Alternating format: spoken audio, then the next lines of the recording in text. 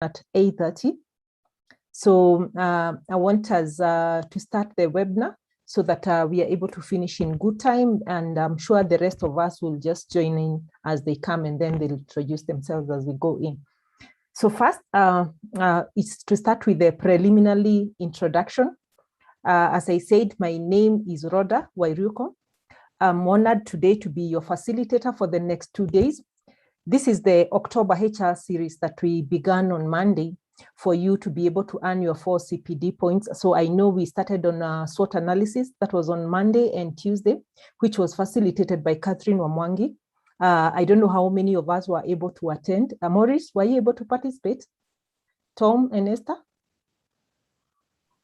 Yeah, I participated. Thank you. Okay, great. Thomas, were you able to participate in the first session? No, I didn't. Okay, that's still okay. At least they are related, but not so much interrelated. So if you don't attend, it's still okay.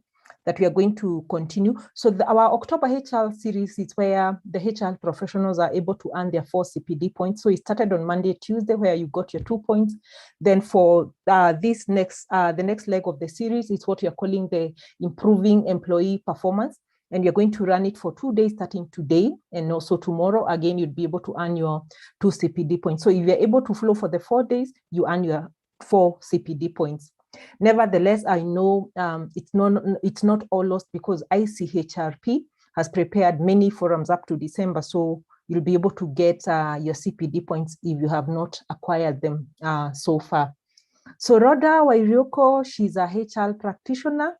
Like I hope I'll hear from you that you're also in the same field. She's a HR consultant and also partnering with ICHRP in terms of training. And I'm happy this morning to join you as we share our knowledge and experiences on matters improving employees' performance. We know employee performance is something that is very critical in our roles, and we will see how it affects our organization, our teams, and also our individual work. So with that, and before we pray, I would ask maybe Maurice and Tom and Esther probably to just do a little introduction so that we know each other. It's good that we know who we are in this webinar, so that I want to hear your name, what you are doing in terms of your practice. Are you in HR? Are you, what role are you playing, and in which industry you are, so that we can be able to share our experiences and also maybe some of the case studies in what is happening at our workplaces. So Maurice, we could start with you. Yes, thank you. Good morning, colleagues. My name is Maurice Mandere. I'm an HR practitioner at Standard Chartered Bank in the financial services. I've been around for some time in HR. So it's my hope we'll share some experiences. I'm here in Kenya on secondment. I'm from Zimbabwe. Yeah. Oh, great. I think that's it about myself in brief. That is very good, Maurice. Let's hear from Tom. I'm Thomas Tuva Kenga. I'm in the marine transport industry. I'm based in Mombasa. I currently working with Kenya Ferry Services that now has been merged with Kenya Ports Authority. Yeah, I'm a HR practitioner. Great. I've met Maurice. We met in Naivasha sometimes in 19 November when we had the Labor Summit. Oh, really? That is awesome. So we were with you down there. He promised to come to Mombasa and he hasn't come. You. I will come, Thomas. Don't worry, my brother. Let's get in touch. That's great. That's great. Yeah, Karibu right. Sana. I'm happy to have you back. And Esther, can you hear from Esther?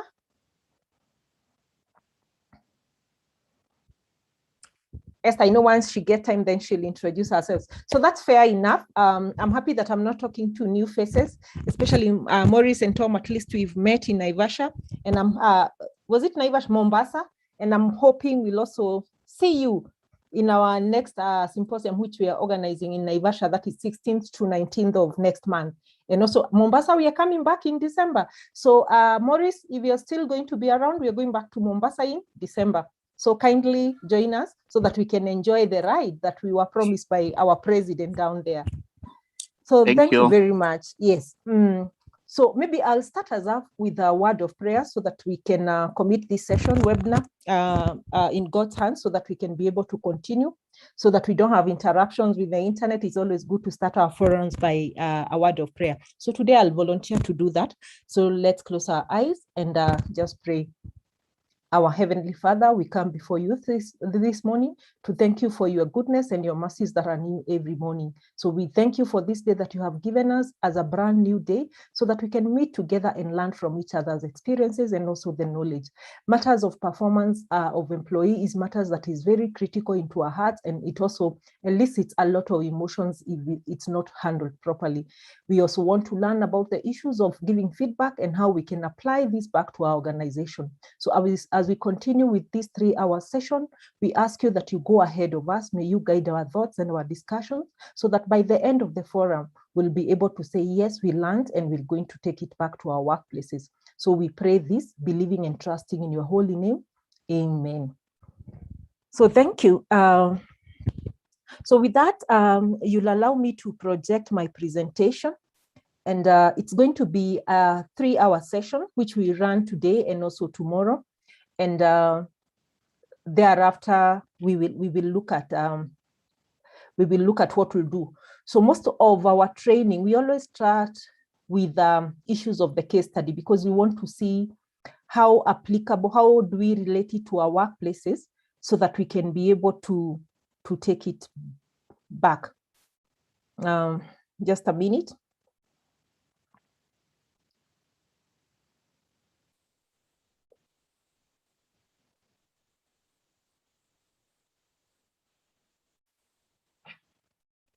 Hope we can be able to see the slides from our end. Maurice, kindly confirm. Yeah, we can see it. Good. So, Tom, I'm happy to see. I hope you are working with Catherine Wangari. She's one of my friends. Your HR, maybe she's at Kenya Ports. I don't know whether you've had the privilege of meeting with her. Excuse me? Yeah, I'm saying I hope you've had the privilege of working with Catherine Wangari. Catherine or? She's in KPA. Catherine. Probably you've not met, but I'm sure you'll meet. She's in the HR. When you meet with her, send say hi to him. And Maurice, I can tell you, you're in safe hands in Stanchart. That is my former employer. I had worked with Stanchart for about 5 years before I moved. So I know it's a good employer and we are still in touch with them. So say hi to Evans Munyori once you're back. Sure, thank you. Yeah, so I'll put it on slideshow. And I want us to really participate in this forum because there are things that are very simple. There are things that are actually happening in our workplaces so that I don't dominate the training. We share our experiences, especially also from Zimbabwe, to see what are we doing. So by the end of our 2-day session, we want to cover a few items. And we have just summarized them in terms of what I can call them the module objectives, or maybe the topics or the areas that we are going to look at. So in a nutshell, we are going to look at 15 items. And the first one, we are going to look at the importance of employee performance. Is it just a fad, or why do you think it is really necessary for HR to sit back and say, how important is the employee performance? How does it affect the individual performance? Is it also able to influence the team performance and also the overall or the organization as a whole? And we are also going to look at what are some of the relevance of knowledge. Is knowledge important in terms of an employee performance? Is skills important? Are abilities important? That's why, is it the IQ? Is it the emotional intelligence? Is it the competences? Is it the attitude? We will going to look at the packet of some of these knowledge, skills, and attributes, and also the abilities that an employee would require or would contribute to either good performance or poor performance of an employee. We're also going to look at some of the reasons why we have poor employee performance. Are they all attributed to the employee as an individual?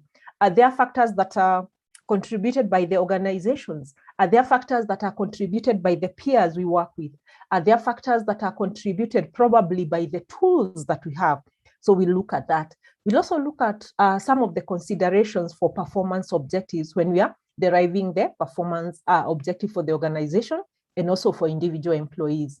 Again, we are going to look at what are some of the performance objectives that we can come up, the KRAs and the KPIs, and we are going to mostly focus on what is HR related so that when you're coming up with our targets and objectives, we can know what to derive and what are some of the things that we can measure. Then we are going to look at what are some of the performance measures that we would have. So we'll have such examples and a big list. Then we'll also look at how to measure the employee's performance and some of the traits that are likely to affect the employee performance. We are going to look at some of the tools that we can use for gathering the feedback in terms of an employee feedback. Then we are also going to have some questions that we can ask ourselves to improve the performance of our employees. Then some strategies for improving that performance. Then we're going to look at what are some of the competencies that are affecting performance. We're going to look at the systems driving performance and use of training for improving the performance. And then finally, what we always say, an employee has been put on PIP or performance improvement plan. So by the end of this session, we should have been able to tackle all that and also look at some of the issues that we can raise. Is there any expectations that you'd have had that is not covered here? Let me just hear from the onset that you'd probably want us to discuss, look more into. Because I'm sure there's something that was catchy when you say improving employees' performance. What is it that drove you to pick this and to enroll for this course? Any, Maurice, or you think this will be fair enough? I think it's a fair coverage, Rhoda.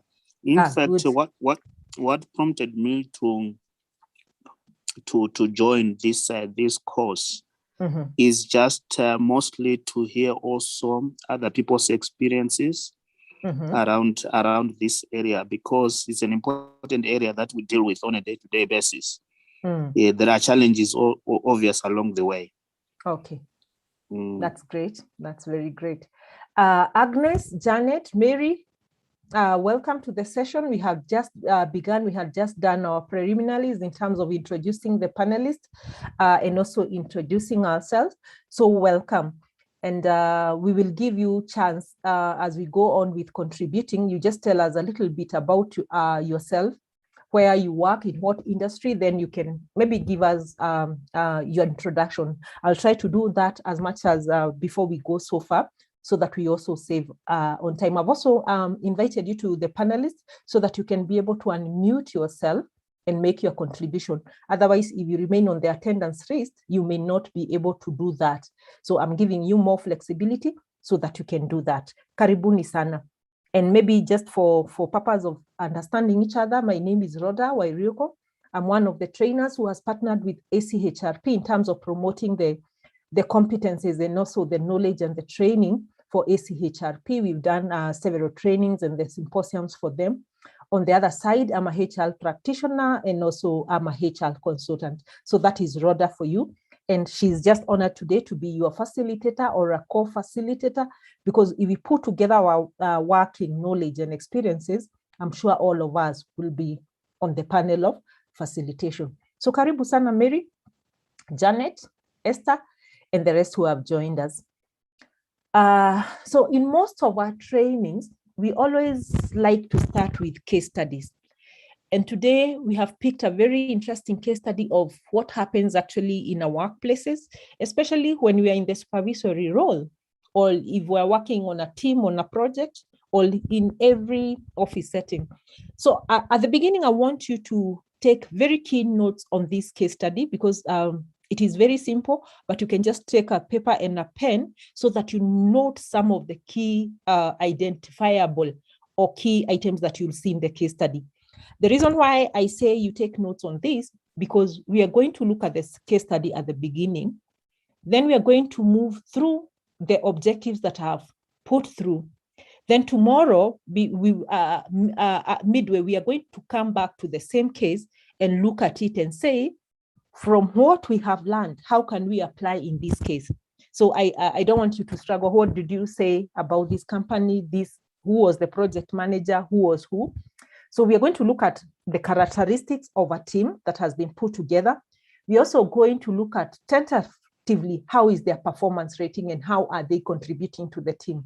Then tomorrow we'll come back to it so that we can have a continuity of that, and then we can be able to see how we apply this in our workplaces. It's a typical case of a Kenyan workplace or a Zimbabwean or any workplace across the world, especially when you're talking about employees' performance. Is that fair enough?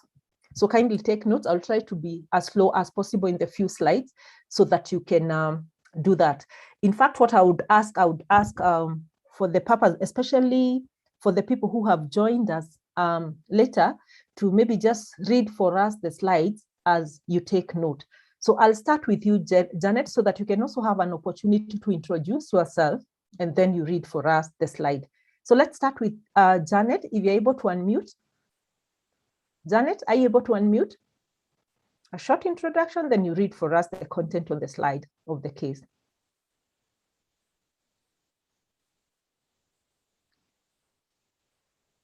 Janet? Probably she's having challenges. Mary, I can see Mary. Mary, could you do that? Kindly do that for us. Good morning, team. Thank you. My name is Mary. I'm a HR practitioner. I work in education industry. Yes, I can take you through this. So Shane Zaidas has been working in lithium education for the past 7 years. Presently, Shane is a project manager and heads a team of 5 instructional designers and senior instructional designers. Kindly continue, Mary, just for the next 2 slides. Let's meet Shane's team. So there's Samuel, Lozenet, Liam, Catherine, and Ashley. Hope we've noted the team members. Then let me pick on someone else to look at the resume of this team of the 5. Anybody who was in the new team? Stella, welcome. I hope you can hear us. Just a short introduction and you read for us maybe the next 2 slides. Stella, are you able to unmute? Hello, how are you? Fine, thank you, Stella. Welcome to the forum. Thank you. My name is Stella Mbura, a HR practitioner at financial industry. I can take you through this resume. The name of the resume is Samuel. Designation is Senior Instructional Designer. Samuel is a Senior Instructional Designer and has about 6 years of experience. He has extensive experience working on game-based learning as well as gamification of learning process. He is an adept in working across different domains. He loves the challenge of learning new things in his job. Great. Continue. Next resume is for Rosette. The designation is Senior Instructional Designer. Rosette is a Senior Instructional Designer and has about 5 years of experience in this field. She has experience in developing both e-learning or online courses, as well as instructor-led trainings or classroom trainings. She loves experimenting with different content development approaches. Good. Kindly continue with Catherine. Resume 3. Oh, sorry? Continue until I tell you. Yeah. Resume 3, Catherine. Designation is Instructional Designer. Catherine is an instructional designer and has about 3 years of experience. She has experience working on e-learning courses and classroom trainings. She has worked extensively on software trainings. She would like to advance her experience of software trainings and foray into complete simulation-based trainings. Continue with Ashley, who is our last. Ashley, designation is Instructional Writer. Ashley has newly joined this company as an instructional writer. She has only 1 year of experience in content development. She is good at developing basic level e-learning courses, but is still not very good at highly complex courses. She has no experience in developing classroom trainings. She is still new to the company and learning the ropes. That's great. We will continue. Those are the resume of the 5. So let me have either Esther or Janet, if they're able to unmute and just read for us the next slides, which is bringing us to the end of the case. Either Esther or Janet, a short introduction. Hello. Then you take us. Yes, welcome. Thank you very much. My name is Janet. Janet, what's your other name? Wanjiru Madenge. HR practitioner in the renewable energy industry. And I'm going to read for you the slide. As you can see, Shane's team members that are a mix of different experience levels, competency levels, and variety of work experience types. Whenever any project is handled to the team, Shane has noticed the following performance levels of his team. Janet, kindly continue. High performer, Samuel. Mediocre performer, low performer, Catherine. Mediocre performer, Liam, Roxette, and Ashley. Yeah, so I just want you to connect how they're performing and their resume that we picked in summary, so that we come back to that case. So we have in Shane's team, someone who is a high flyer, a high performer who knows what he does. We can see he has about 6 years experience as a senior instruction designer.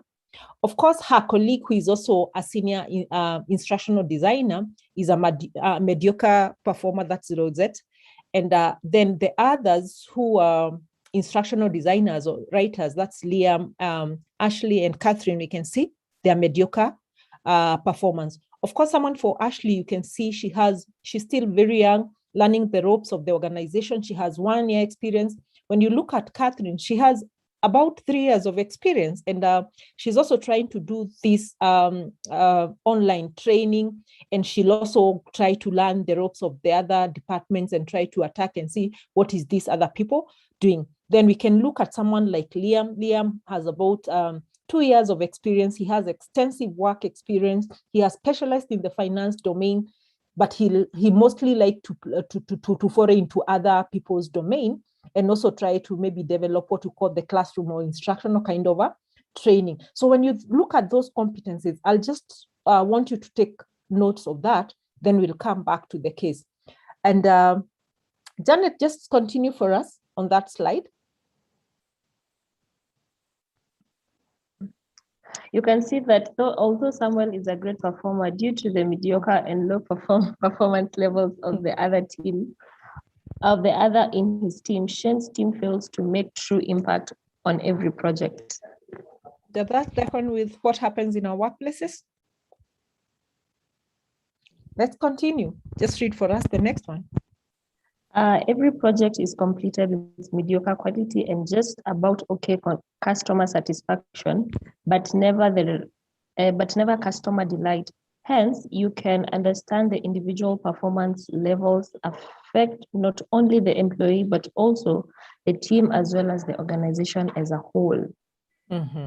So you can imagine, for anybody who is going to the website or maybe to the social media to look at the services being offered by Liam company, we always look for the star ratings. Is this a 5-star rating, 4-star rating? I'm sure that's what we all do, especially when you're going to a new place and you're looking for accommodation or a place to put in. Of course, at times you look at the budget. Do I want to spend this much? Can I go to a middle, maybe a 4-star kind of a hotel? Do I need to go for this? Some of the things that you look for in the internet is what are the customer ratings? Of course, this sounds like a very great organization. You can see the project manager, Mr. Shane, is really focused on what he wants to do. You can see on maybe at his deputy level, who is Samuel, very high performance, focused, and he can work in multiple functions and domains. But what about the rest of the team? So with a big team to you, the management will come and tell you, we have assigned you a proper sales team. You have a team of 5. You're commanding a battalion of 5. But however, when you look at the performance, Actually, we are told you're always an average of the people you are moving around with or you're working with. So you can be one star performer as a supervisor or a manager, but if your people are not properly developed, they don't have the attitude, the knowledge, the skills, and probably the ability to work, they're likely to bring the work of the entire team down, then the work of the supervisor or the manager. So we always say when your people shine, you also shine, and your organization as a whole. So you can see even the reputation of this company in terms of the customers. They have come with a very good slogan for the customer. They want to have the experience, what we call the wow moment, the customer delight kind of an experience. But for now, they can just give just about okay, not okay, just about okay. So that is how they have brought to that organization to be. Let's share from our experiences. Does this sound familiar or is it far-fetched?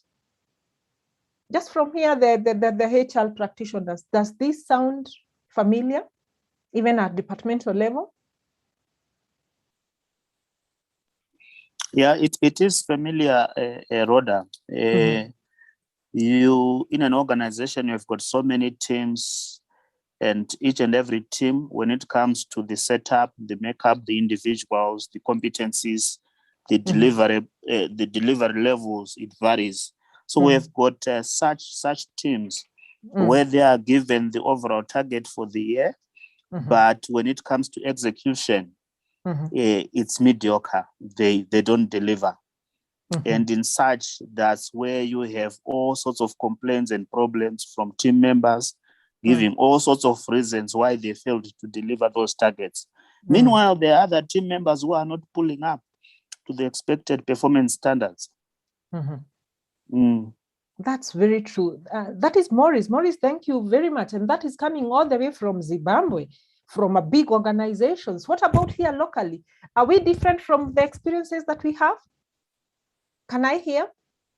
Sarah, Ishmael, Grace, Annie, and Joel, and Agnes, karibu sana. Let's hear from that case. Is it familiar locally? I want to hear from local, especially for the people who are joining in. I'm hoping you've been able to actually listen to the case study, because this will form part and fundamental issues that we are going to actually discuss. Polycarp, welcome back. Let's hear. What are the local experiences that we have? We've heard from Zimbabwe. Is it a different story? Kindly join the panel. I'm trying to promote all of you so that we can participate in this and we move together. I say this is a case study that will take us until tomorrow, so we need to get the facts very clearly. If you want me to move maybe to a particular slide that you didn't take, please, so that those will be point of reference as we go on. I want to hear any other comment. I think it's such a familiar situation where we have, of course, people performing at different capacities and affecting the whole team. And I think this is where we need to talk about teamwork and empowering the whole team and not one individual. That is very true. And those are some of the things actually we are going to look at. Thank you very much. That's Mary. Any other comment before we proceed? Now we can start to look at the areas now specifically. Sarah, Sayo, welcome. Tell us something. Evelyn, Polycarp. And for the people who just joined us and had not introduced themselves, we began and you said you're going to join with us. So just kindly tell us your name, your industry, and as you comment on that case study. Hi, Rhoda. Hi, Polycarp. My name is Polycarp Odhiambo. I'm in FMCG, basically at the brewery. From the case study, what I'm saying is it's basically the notion that you are strong as a weakest link. So it's always best to try and pull your weak link up, or otherwise they will pull your best performance down. Great. As we can see the case of Samuel. That's very nice, Polycarp. Polycarp, I think we have met before, if I'm not wrong. Yes, we have, madam. Yeah, great. Angel, tell us something. We want to hear your voices. We are in all this together. Grace.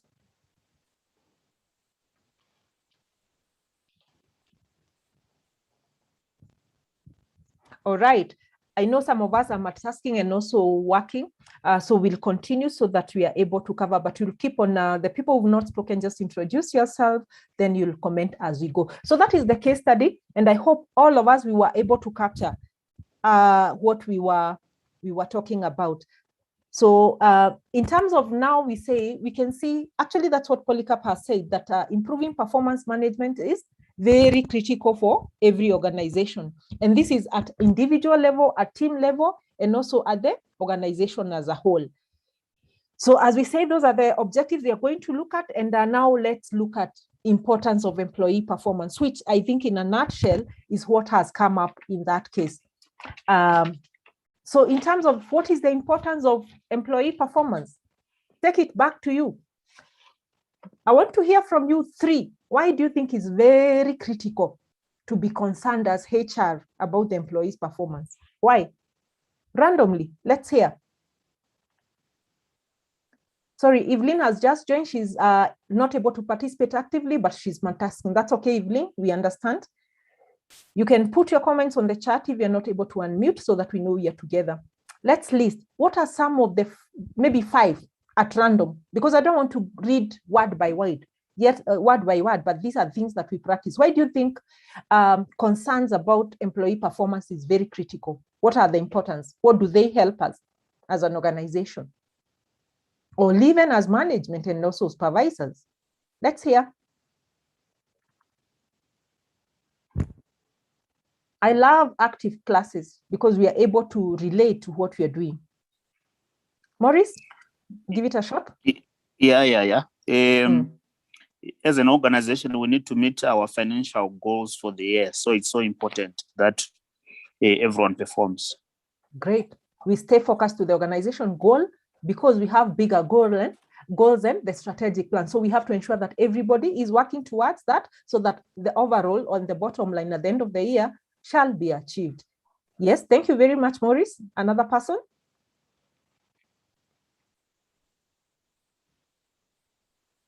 From a strategic perspective, yes, it advises an organization in either to maybe perceived growth or just maintain the same clientele they have. And also from a client relation perspective, performance greatly advises the business on where they stand from a client's engagement. We want to have a good customer experience. You can see the 2 stars where they are coming because we're just giving just okay, just about to be okay, not okay, but the customers want to have a delight about it. And when we have more customers, more sales, more repeat business, what happens? As an organization, we grow. As a department, we grow. Very much. Thank you very much, Polycarp. Let's have, I want to hear 5, so 3 more. You can just list. Someone who has not spoken? Good morning. Yes, morning, Esther. How are you? Fine, thank you. What's your other name, Esther? Mr. Wanjiro. HR practitioner working in a HR consultancy firm. Improving employee performance, it also helps in productivity of the company, and it elevates the company performance. Hello? Yes, we can hear you. It elevates the company goals. Yeah. Thank you. Improves the organization's productivity, and also it may and enables them meet the goals. Beautifully said. 2 more, then we can proceed. Grace, are you able to hear us? Are you able to participate?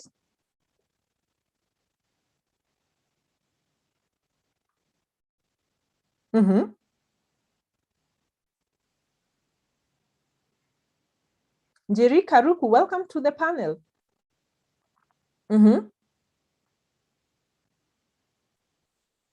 Any other comment? 2 more. I'm looking for 2 more, then we proceed.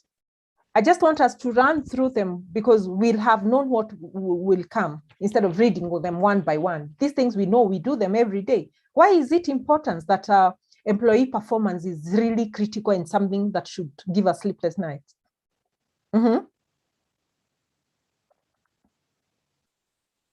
Any other? Fair enough. I think the ones that have been mentioned very broadly, and maybe people are feeling, what else other that we have? So let's look at some of the ones that we have prepared in these slides to see what are the importance. So we have about 10 points that we've picked. They are interrelated and some of them had been mentioned. Just to quickly go through, we say that some of the importance of employee performance are as follow. We have review performance over a given time period, because it's always good to track your performance. We set out to do these goals. By end of this year, this is what we targeted to achieve. So we are able to actually track the performance of an organization or your own performance over a specified period of time. Then number two, we are able to establish the performance gaps. Yes, this is what we targeted to do. This was our desired output or the outcome. Where are we at this particular time? So we are able to judge the gap between the actual and also the desired performance. The third point that we have is we are able to exercise what we call the organization control. Or if you look at some of the roles of management, one of them is controlling. So how do we control the organization in terms of managing our employees? We can only do this by monitoring the employees' performance. The other purpose for this we have is communication enhancement. Through performance management, we are able to improve the performance between an employee or a subordinate and their superior in terms of how they operate. You can imagine in an organization where there's no performance management, what normally happens? You can have zero communication from the employee to the supervisor or the management, because there is no feedbacking, there's no reports to be given, there's nothing, it's just to clock. You come in the morning at 8 and leave at 5, and that is it. So performance monitoring or performance of an employee is very critical, because it strengthens that relationship and also the communication between the parties in terms of the employee, the management, or the supervisor and the subordinate. The other thing that it does, it enhances or maybe strengthens the strengths and the weaknesses of individual. Because until you track how you perform, then you cannot know the areas that you're doing so well. You'll not be able to establish what are your key strengths and the weaknesses. Even at a personal level, until you sit back and maybe reflect and review, these are maybe the New Year resolution. This is what I intended to achieve. These are the milestones I thought what has made me acquire this. So that's how you start discovering your strengths as an individual. And also you start now discovering some of the weaknesses that you've got yourself into this position because maybe probably you didn't have this knowledge, you didn't have these skills, you didn't have maybe these competencies. And then you start coming up with mitigations measures, maybe to say, if I go back to school, if I enroll for this course, I'm able to enhance my performance and I can be able to achieve. Even at personal financial level, you see, I was not able to acquire my new car. I was not able to acquire my new home because the resources were not enough. Then you start saying, do I start maybe a gig economy you've heard about? Do I start a side hustle? Do I enhance my training so that I can be able to compete for a higher job or seek for a promotion that will enhance my resources and my financial capacity? Then you see, I'm not able to save for this period.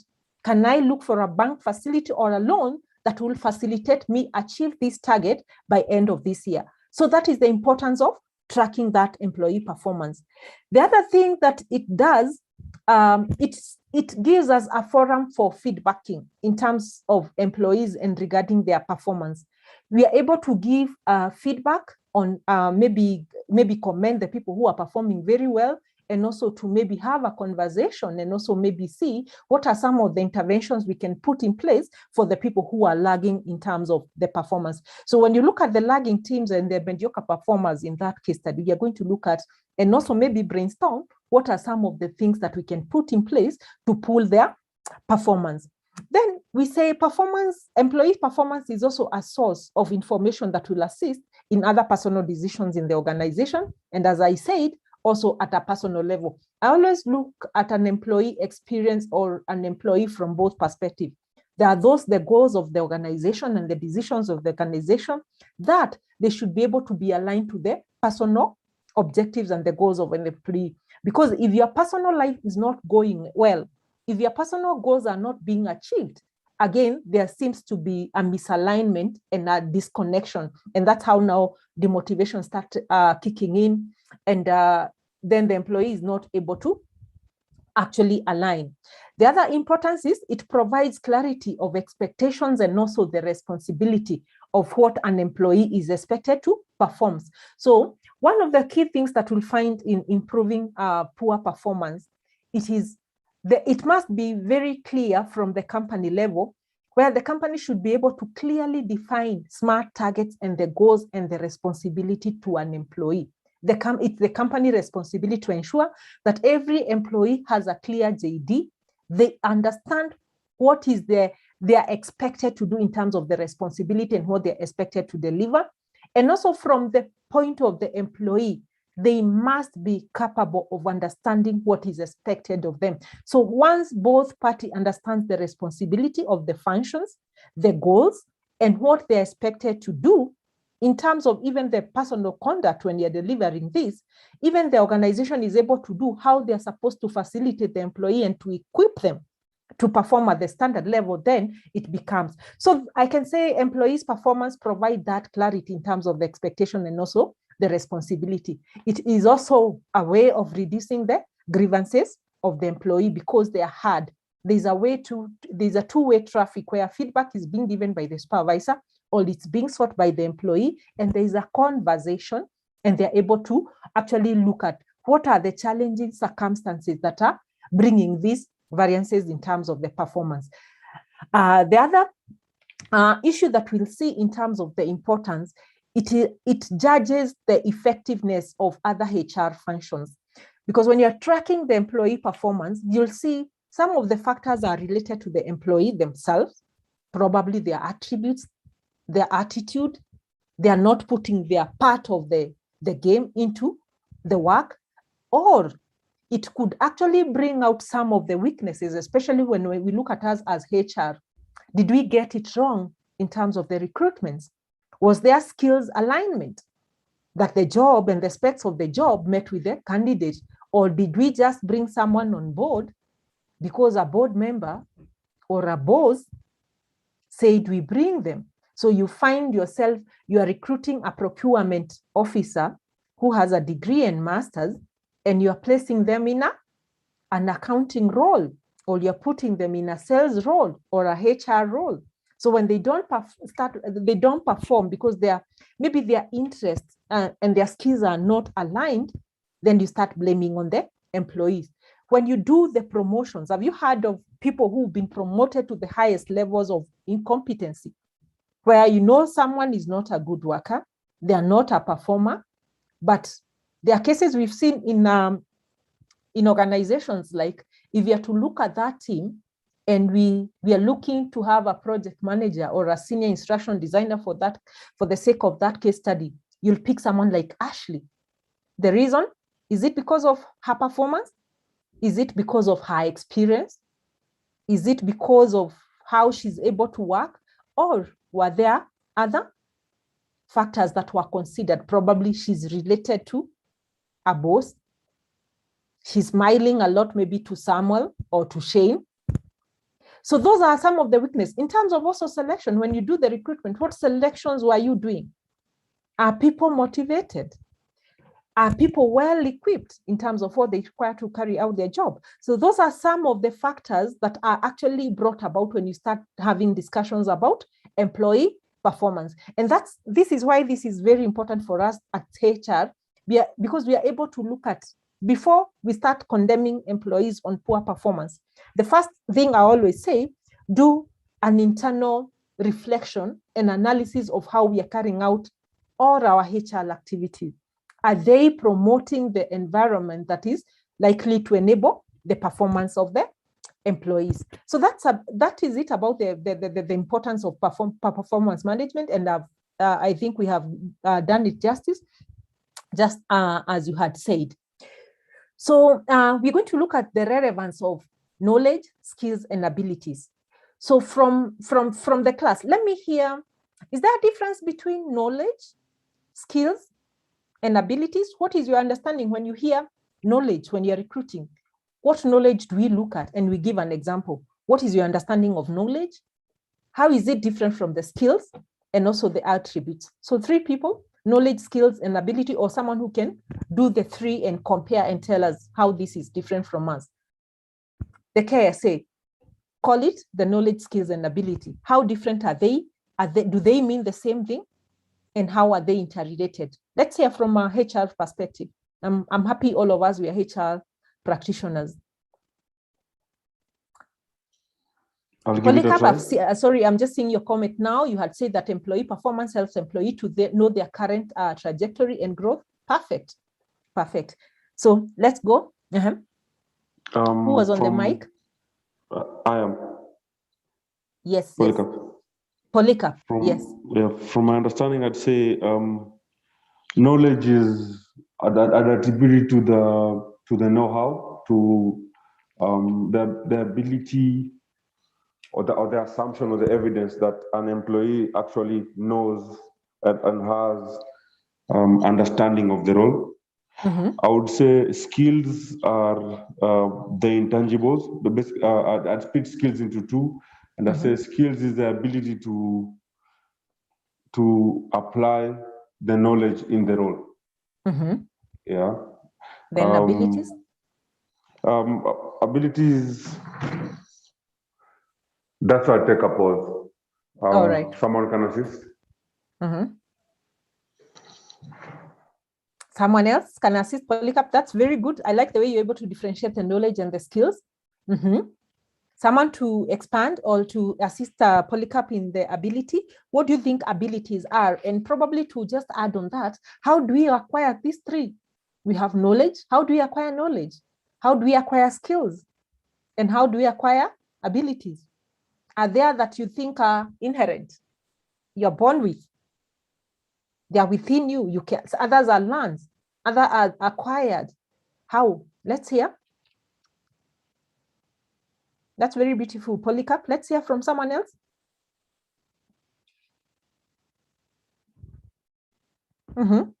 Sarah Sayo, are you able to unmute and tell us something?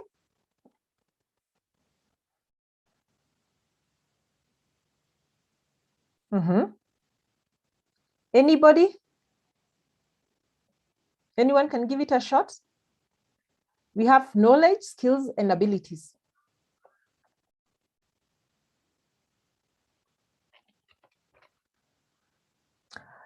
All right, so we'll continue. Let's see what we are saying about the skills, and I'll ask one of us to read for us what you have in each of them. Knowledge, someone to read for us?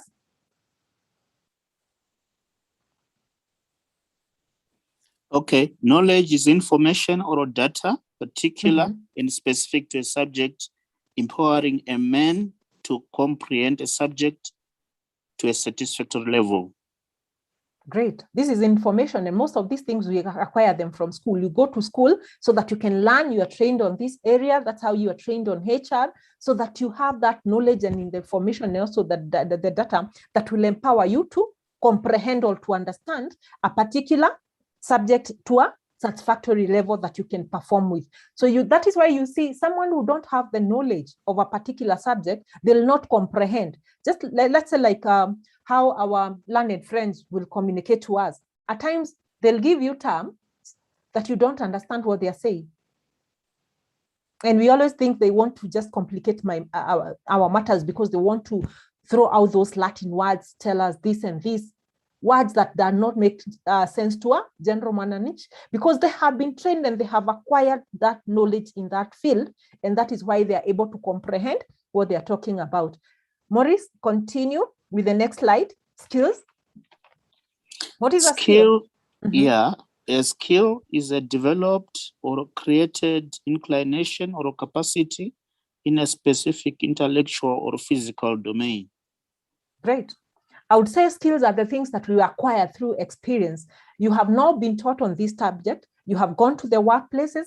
You are experimenting and working with this. So you acquire skills as you go along. And these are things that you can grow. These are things that you can develop. These are things that you're not born with. So these are the areas of the capacity building on a particular area, either physically, they could be intellectual.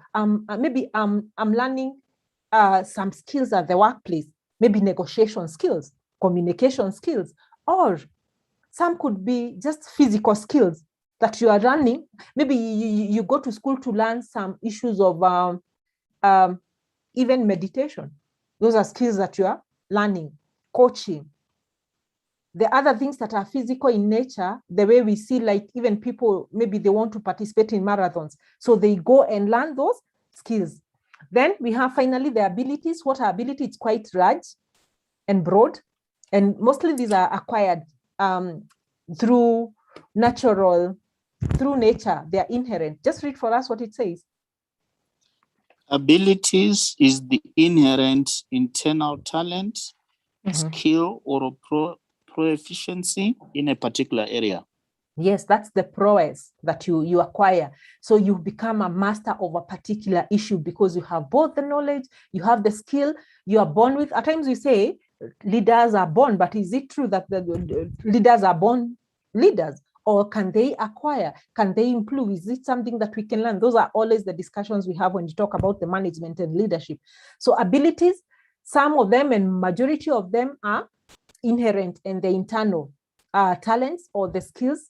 And there are people who are just good business people. It is just in their blood. It follows. There are those who have really struggled through thick and thin to become those great entrepreneurs. Of course, when you look at our kids, you'll see some are so talented and it's natural that as a very young child is able to do so many things that adults cannot do, and they have not gone for any level of training.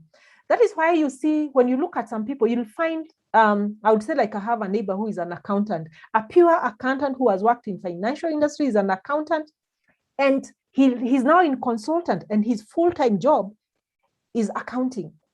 But deep down, he's very talented in terms of cooking. He's one of the renowned chefs who have outlets of such maybe hotels and restaurants, and he'll spend all his free time at the kitchen, looking at what is happening, having people. So he has employed, because he does this as a talent. And when you talk to him, he'll tell you, I started doing this when I was 3 years old. It has always been my passion, my talent. Yet he's an accountant in his day job. So all the clients and the people he meet with, they meet at his different restaurants. As he enjoys, he wants to test maybe the recipes, what they're being offered, and they're actually his own recipe because it's a hobby to him. So he has come up with a line of business which is doing better than his first line of income because of the talent, which he's born with. It just flows.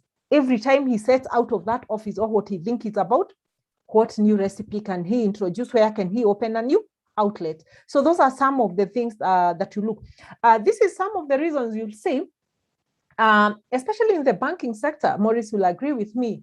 You'll see a lot of engineers who went and did engineering, but now they're becoming the best branch managers, the best relationship managers, and they're able to close sales. And you're wondering, is this someone who did a Bachelor of Science? They did engineering, civil engineering, but now they are thriving in terms of the sales. So those are some of the maybe abilities they have, the skills they have acquired along the way, because probably when they were tarmacking, they just landed in this bank and they were given this job and they grow within the system. And then it becomes part and parcel of them. And now they start improving themselves in terms of the knowledge, because of course there are those interventions that you have. You'll subject them to training so that they're brought about to speed with them, maybe the issues and the nitty-gritties of the trade they are dealing with, so that they are able to perform much better. Of course, you'll come across someone who went and did marketing and sales. They've been put in the marketing, but because it's not in them, probably this is a course that they were chosen by the parents because they didn't have any other do. When you put them in that field, they cannot perform. They don't peak. This becomes the team of the mediocre. And you wonder, how comes this person is trained in this? They are not performing. The other one is trained in different things, but they are super performers.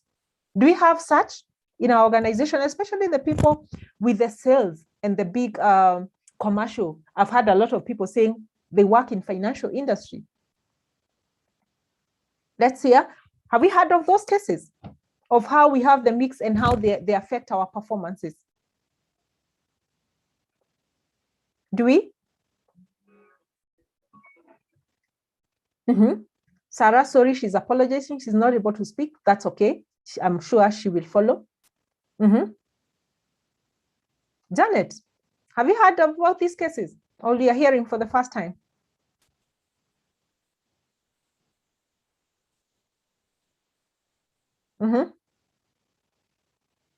Stella?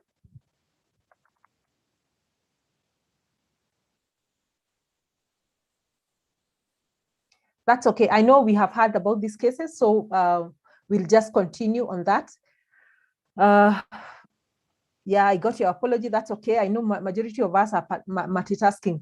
So because of these attributes, one thing that you realize, there is an increased uptake about the data analysis in all organizations in terms of the making of the decision, looking at the employee performance. And when it comes close to HR, how is HR using data in terms of making decisions and also improving maybe the customer experience?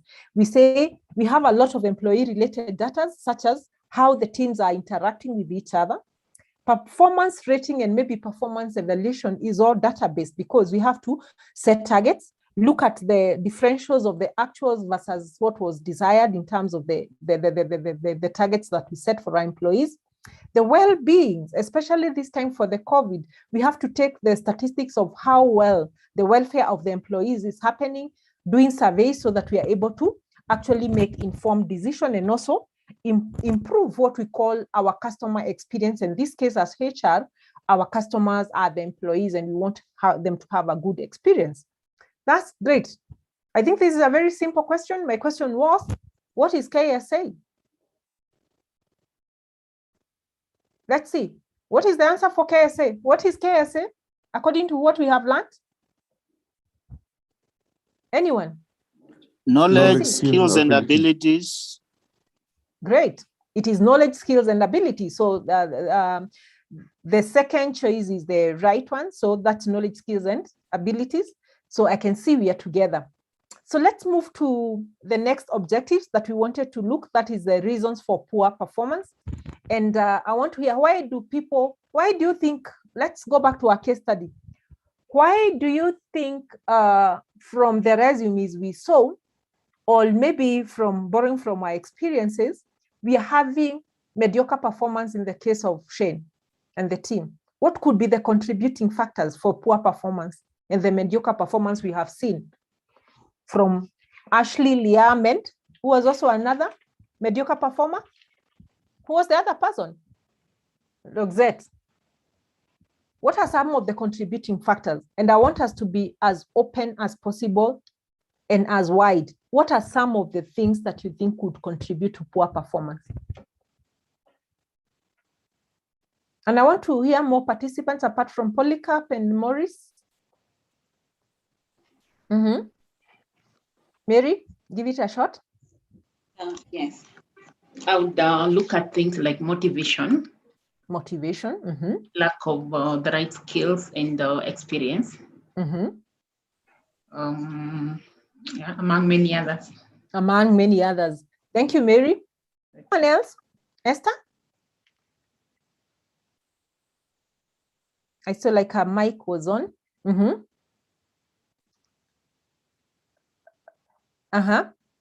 Any other reason you think? Can you look at organization-based factors?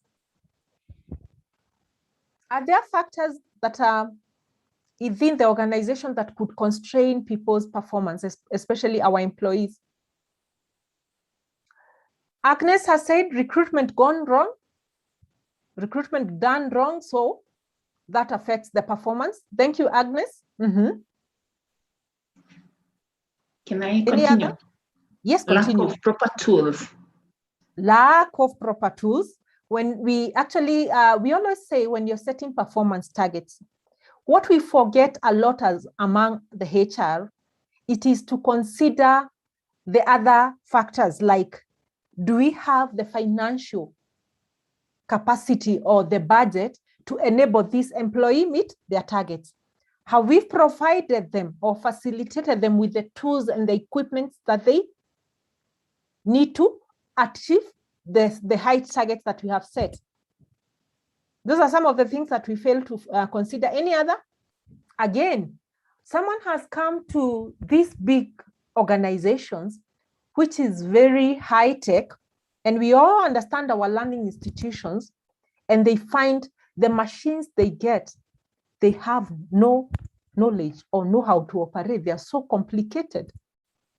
Again, the processes that the process flows that we have that they are supposed to be following, they don't understand the processes. At times, it could be unclear roles. That an employee does not understand what is expected of them. But then the employer or the supervisor have so much expectation about the employees. That could have come from the recruitment, the selection. As someone has said, any other factor along that time? Any other that is extraneous? It could be out of employees' control. Could it also be out of the organization control that you think could contribute to poor performance? Let's jog our mind.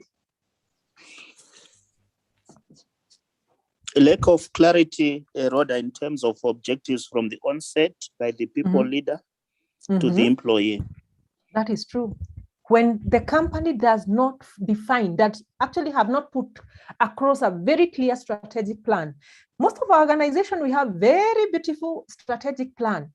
But when you go to that messenger or that other employee, they have no clue we even have a strategic plan and what is our strategic roadmap and where we are headed.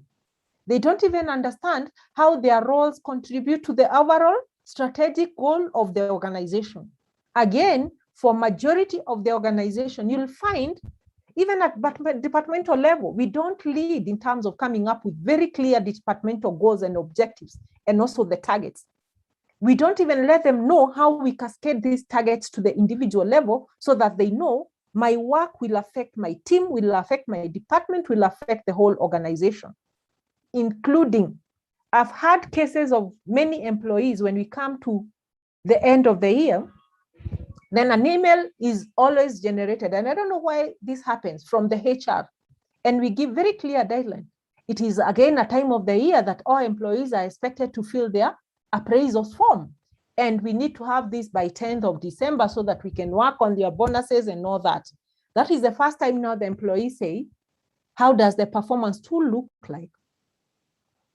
What were the targets? You've heard voices, we never set targets. And now a supervisor is pushing an employee, they do the performance appraisal.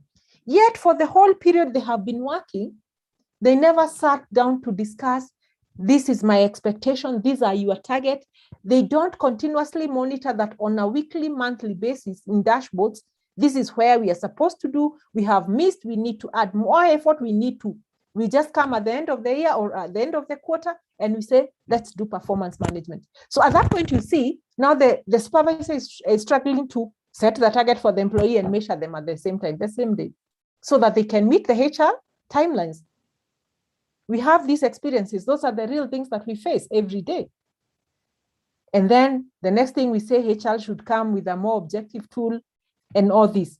These are the issues that we have. Any other?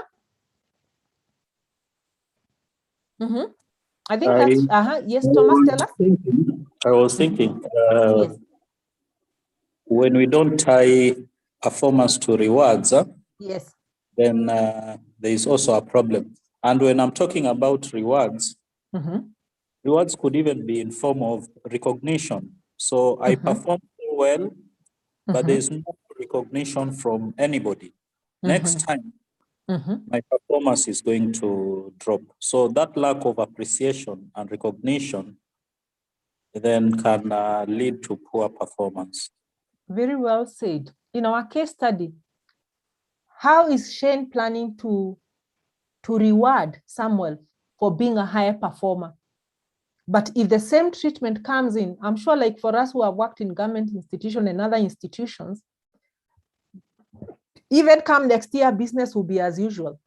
We all get a 4% increment or an 8% increment. The same increment the Ashley gets is what Samuel will get.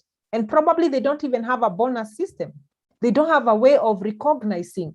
They don't have a way of rewarding even the people who are performing. As actually he has said, what will motivate me to continue spending a lot of time and putting a lot of effort in our work if there is no differential treatment or there is no reward or recognition, or my efforts are not being appreciated in whichever way. It could be sponsorship for a training, maybe even a voucher, a commendation letter, a certificate, those simple things that don't cost us money.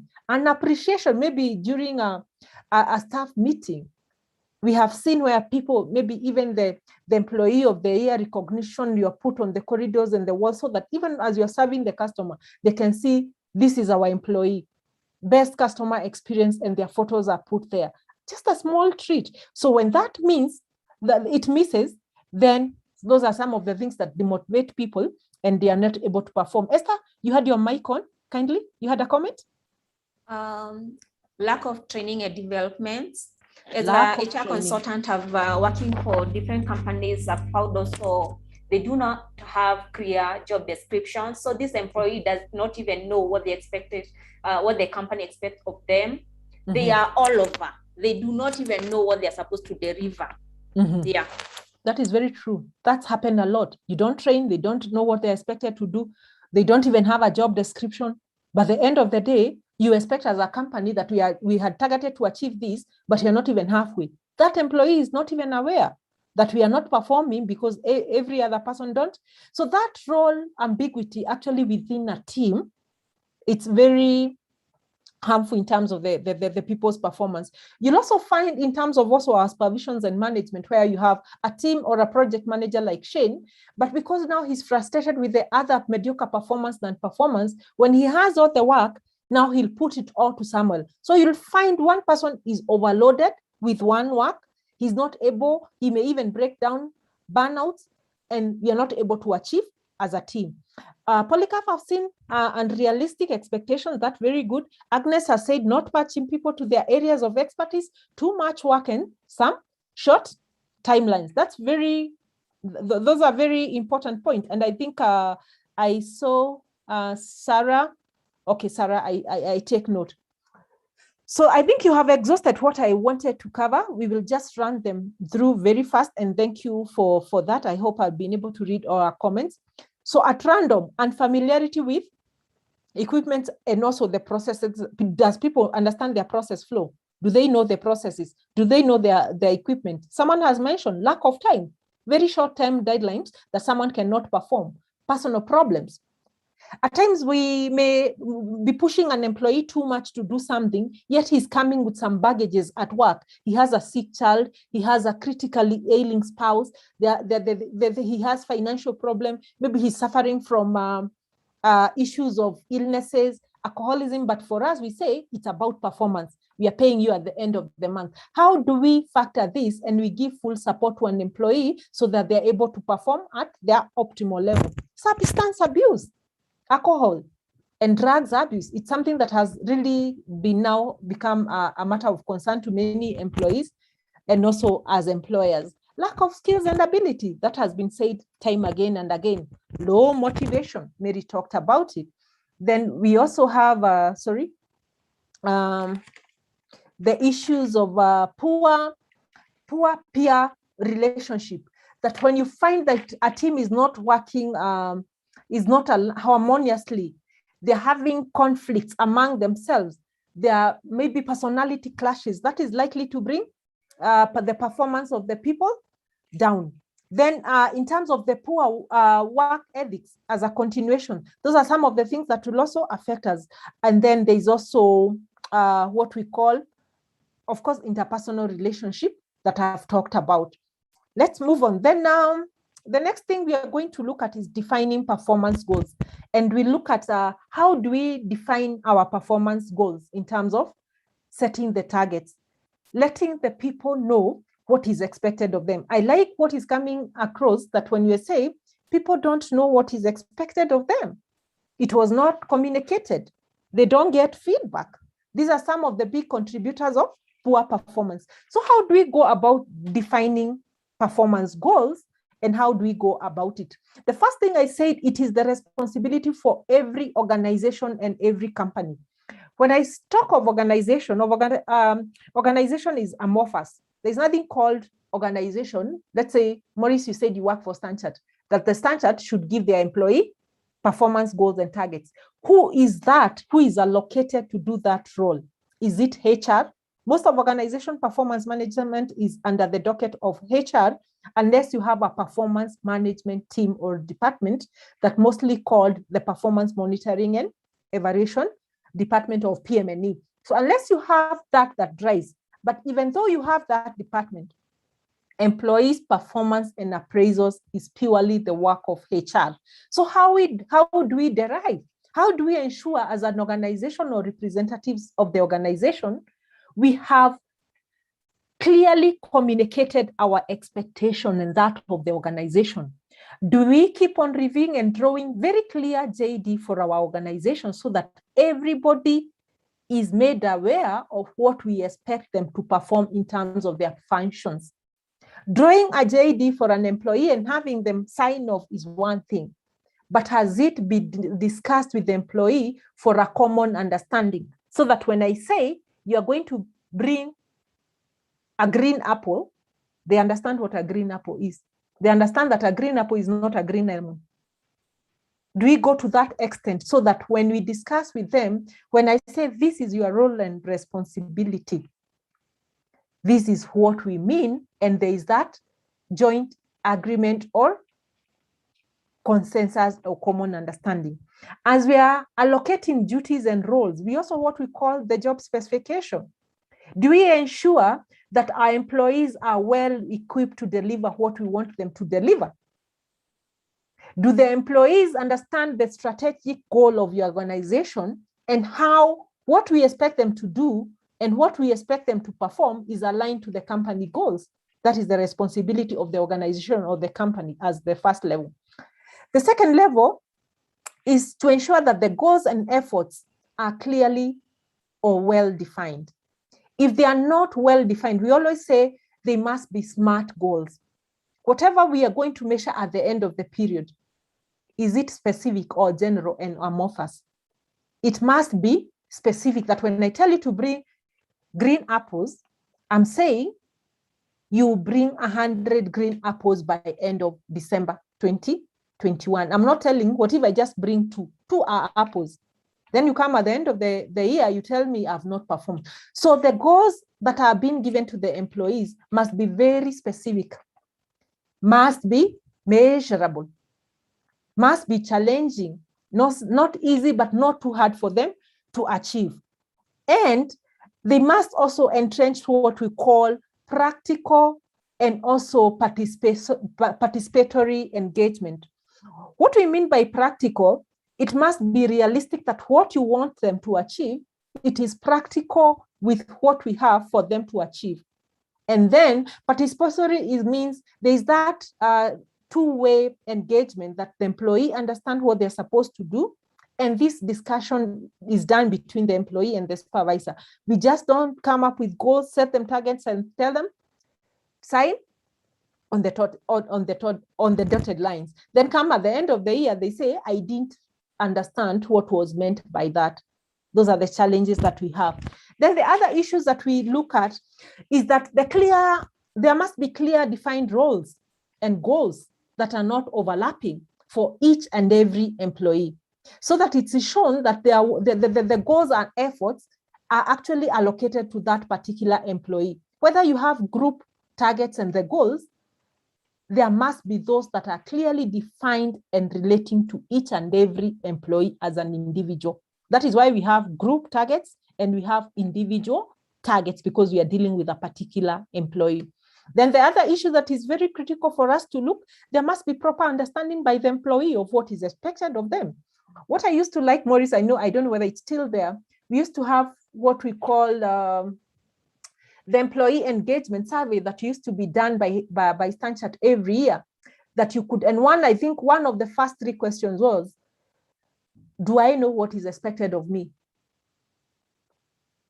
We used to call it the engagement survey. It used to be the bad numbers of the African farm. Is it still there? It's still there. It's still there, Rhoda. We call it My Voice now. It's still there. It's still there. So that you are able to confirm that I know what is expected of me. I'm clear in mind what is the company vision, mission, I'm very well aware. I am aware of how my performance is going to be. So if actually that used to be a very confidential survey, then it will give the organizations the power to understand whether, as HR say, everybody has a JD, do they clearly understand what they're expected to do? Then finally, we are saying performance tracking should be done on a continuous basis, that by the time you close shop by end of the day, I should know, have I been able to move whatever I'm supposed to move to the expected level, or am I lagging behind? So these big goals should be broken into small, measurable and trackable goals, so that at the end of the day, I targeted to do 7 items, I've only done 4. So I'm lagging with 3. By end of the week, I was supposed to have done this, I've only achieved this. How do I cover for the deficit at the end of the month, at the end of the quarter? So that daily tracking or continuous tracking is very key. So in terms of defining goals, we always say we must have SMART goals. I'm not going to re-emphasize that. What is SMART? I think this is something we had from the anytime we started talking about management.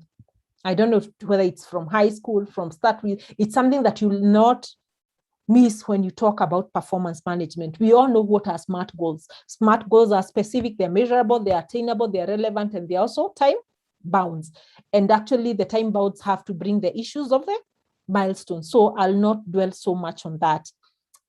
So now from there, we will move to the next, what I'll call the 4th now objectives, which we start looking at the considerations for performance objectives. So what are some of the considerations that we have? So some of the considerations that we have, I'll just run through it because it's not complex. We look at some of the key considerations for developing what we call good performance objectives, and we look at it in 4 folds. So the first one we can say is we should be able to define short-term goals which are likely to generate into long-term gains. This is where we say if we look at the capacity of the organization or the employee. What is it in terms of the workload that an employee is able to perform in each day? So we go look at the daily goals, the weekly, the monthly, and you can see when you accumulate all that, where are we supposed to be by the end of the year? And then it can tell you where are we likely to be by the end of the 5-year period, which is probably the strategic period for those who have the 5-year strategic period in terms of. So we define short-term goals which generate the long-term gains. The second point is identification of possible obstacles. Actually, when you're looking at some of the things that contribute to the poor performance, those are obstacles. Of course, this is, I'm sure for us who have a running strategic plan that came into force before 2020, we can share experiences. What has happened? What are some of the challenges we have experienced?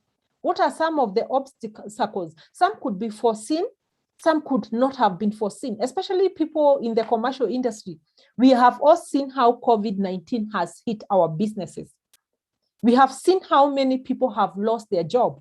So I'm sure by 2019, we as an organization, we had these revenue targets and the goals. But what happened in the middle of? There were changes. The pandemic came. Many shops were closed. We had to release a lot of our employees through retrenchment. And you can imagine the cumulative targets we had given was based on the number of employees we had and maybe the number of branches we had or the number of shops that were open. But then we have closed maybe half of them. We have let a quarter of our staff go home. Will those goals still be sustainable? So we must be able to see the possible obstacles, including, do we have the financial investment that we need to be able to achieve that?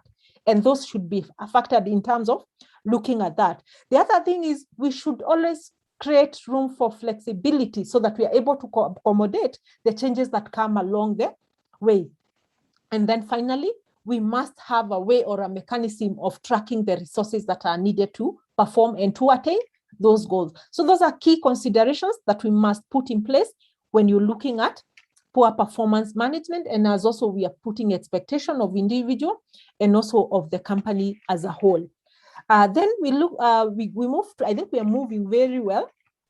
We move to the next objective that we had set to a target, and that is number 5, which is maybe the types of performance objectives. This is where we'll dwell and we look at what are the various types of objectives that we have, and then we'll give examples, especially in the HR and the workplaces. So maybe just to start off, we have broadly categorized them into 7 or maybe headers or the objectives in terms of the classification. And as the wordings will go, we'll also look at some of the examples that we have. So how we have classified them, we have what we call the work objective or the work-related objectives. We also go to look at targets. We're also going to look at the projects or task-based objectives.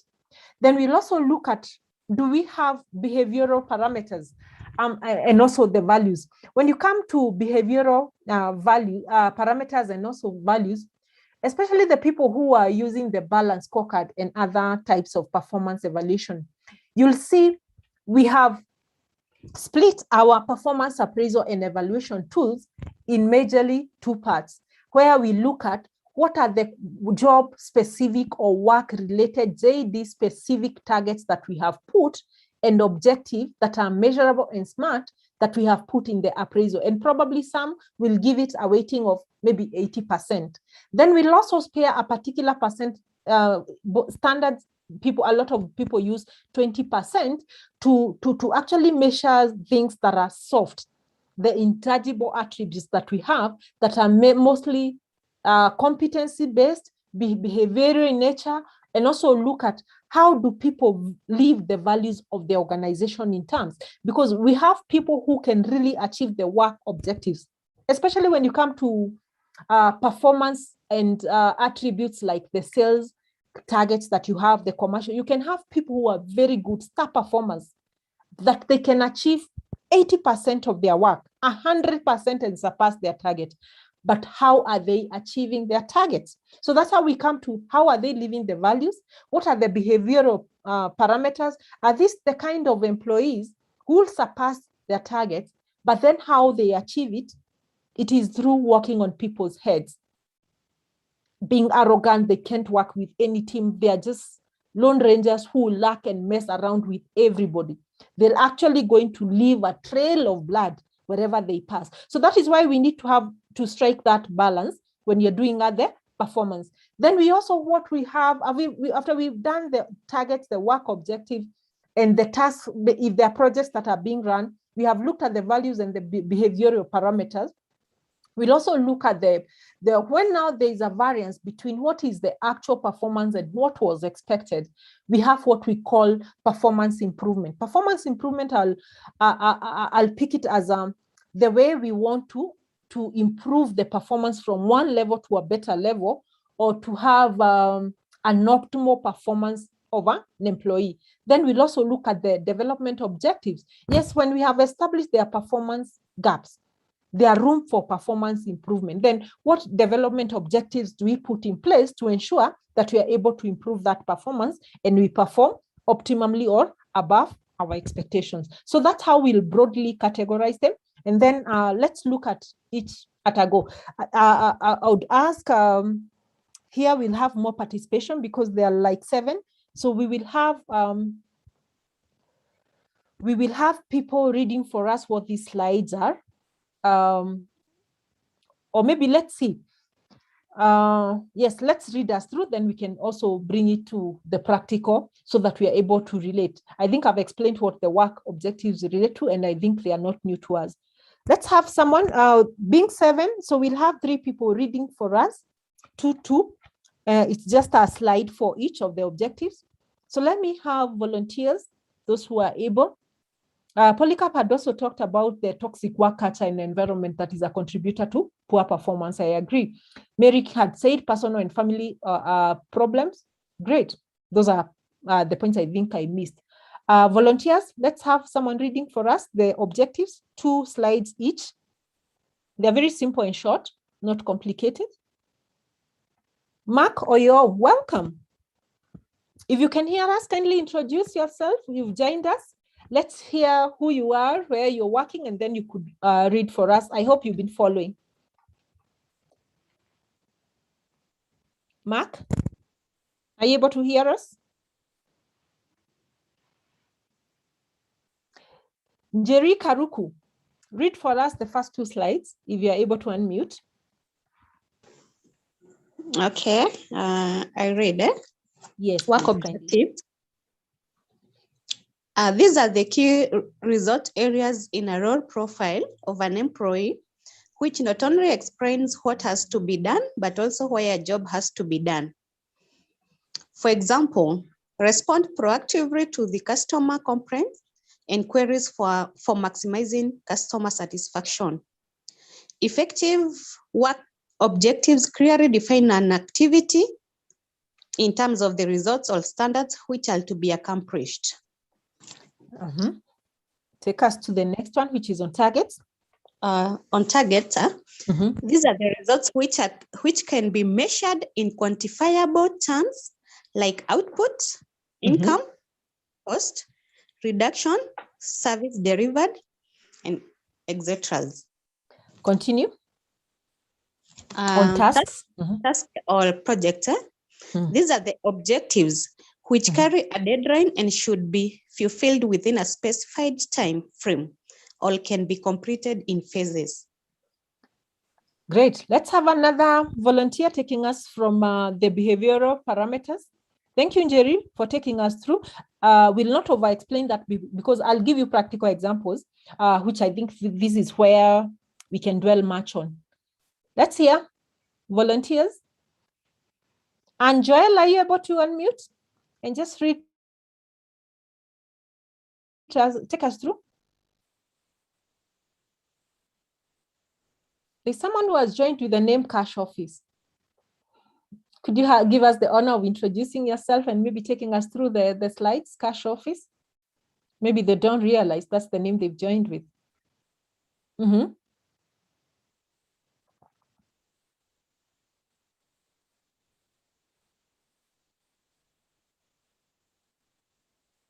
Or any other, for the sake of time, any other volunteer, anybody can go on behavioral parameters. Yes, Mary. Behavioral parameters are normally set out within the competency frameworks identified as desirable and undesirable behaviors, which may be useful in the process of performance planning and reviewing. Great. Continue with the values. The objective may be to drive all the efforts of the employees and the management team for upholding the core values of the company. In FedEx, the organization espouses the value of maximizing employee satisfaction for promoting customer satisfaction. Continue, Mary. Performance improvement. These objectives aims at realization of an improved performance by directing all the attention towards achieving better results. This objective is highlighted in the performance improvement plans of the employees, which describe the steps or measures can be jointly adopted by the managers and the employees for an optimal performance. Take us through the last one. Developmental objectives. These objectives are highlighted in the personal development plans and include the diverse areas of development for an employee, which can help in the enhancement of skills and knowledge levels of an employee. In GE, training and development is a continuous process, and developing the competencies of the employee and invest in both in-house programs. I can sit down there, and please finish for me. I can't read down there. Is something that is obstructing you? Yes. Okay, we say in G, training and development is a continuous process for developing the competencies of the employees and invest in both in-house training program and also the development programs. So this is actually where we are looking at combining both the in-house and also the external development program so that we can be able to actually support the people who have the performance gaps. So I think we can clearly see the roles that we have as HR practitioners, or where we need to shape in terms of the setting very specific SMART work objectives, the targets, must be communicated and well understood between the supervisor and us. And it is our instrumental role as HR to ensure that we bridge this gap between the supervisors and also the employees so that we don't have those challenges. Actually, one of the grievances that we experience in HR is mostly on performance management when you come to performance appraisals, when actually the supervisors and the employees does not agree, or maybe we come and find the targets that are said they were vague, they were maybe not measurable, they were different from what they were expected. You'll find like an employee was deployed, but after deployment, even the JD was not changed, the roles and the performance plans were not taken in place. Then an employee has been put on PIP, but we have not been tracking. We have not given them the necessary resource or the mitigation factors that they needed to be able to improve. And one of the things, and one of the hardest things to contest, probably, as I said, in quota performance related disciplinary cases, where we come and say that they were terminated on performance, because it is on the burden of the employer to actually prove that they took all the reasonable measures, including building the capacity, aligning the skills of an employee, providing them with the required facilitations and the tools to do the job, and to ensure that there was a common understanding where you have the burden of proof. So again, in terms of behavioral parameters, that is why we have what we call the code of conduct for all the employees. We have the employment policies that have been put in place so that we can put the responsibility and obligations of every party in terms of the working relationship and also expected behavior. That is why we also put them in our performance management, so that we can say, and we have a way of rewarding good behavioral activities that are aligned to the company values and also the goals. And we should also have a way of sanctioning or discouraging or punishing the people who are violating the company policies, the code of conduct, and also the values of the organization. And again, when you come to performance improvement, we must have a discussion in terms of the feedbacking, that where we are going wrong in terms of the performance. And we must come up with very clear measures on how to mitigate and to improve the performance of those employees. So as a final, maybe parting shot for that, we say trusting your employees and driving employees' engagement is one of the short way to help improve an employee performance. It should be participatory, consultative, and we should be able to have a two-way communication and engagement with the employee. Great. So that takes us to the sixth item that we're going to look at today. And we are going to look at possible performance measures. And we will take it from an approach. I think majority of us have worked with a balanced scorecard where we have the 4 perspectives, and we can see what does each of the perspectives that we have in the balanced scorecard, or as a strategic implementation tool, we will be able to use as we are drawing our performance parameters and the targets for the individual employees and also our departmental level. So we'll go through the 4 perspectives as the possible performance measures.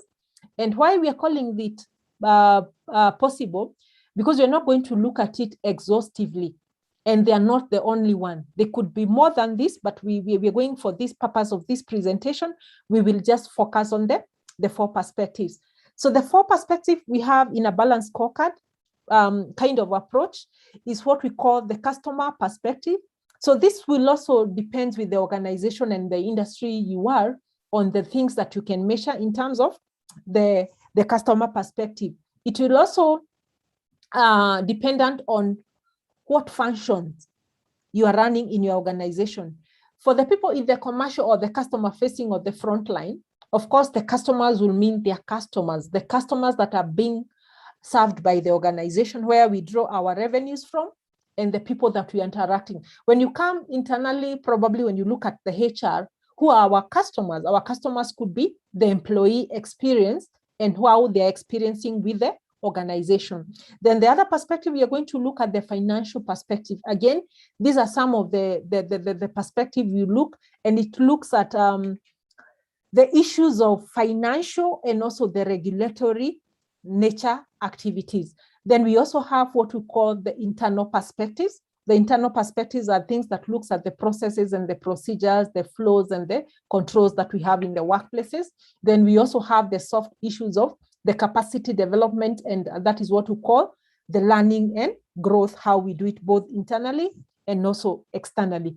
So we are going to look at each of them in more details so that then we can understand. So let's start with the major one, which is the customer.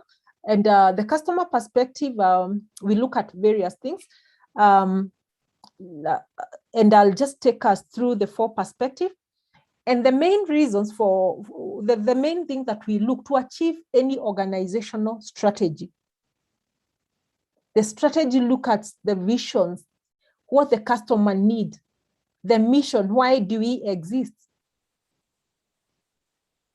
What customers need do we particularly need to serve as an individual or the employee? Those are the things that you look. So the focus here is the people we are serving and why we are there.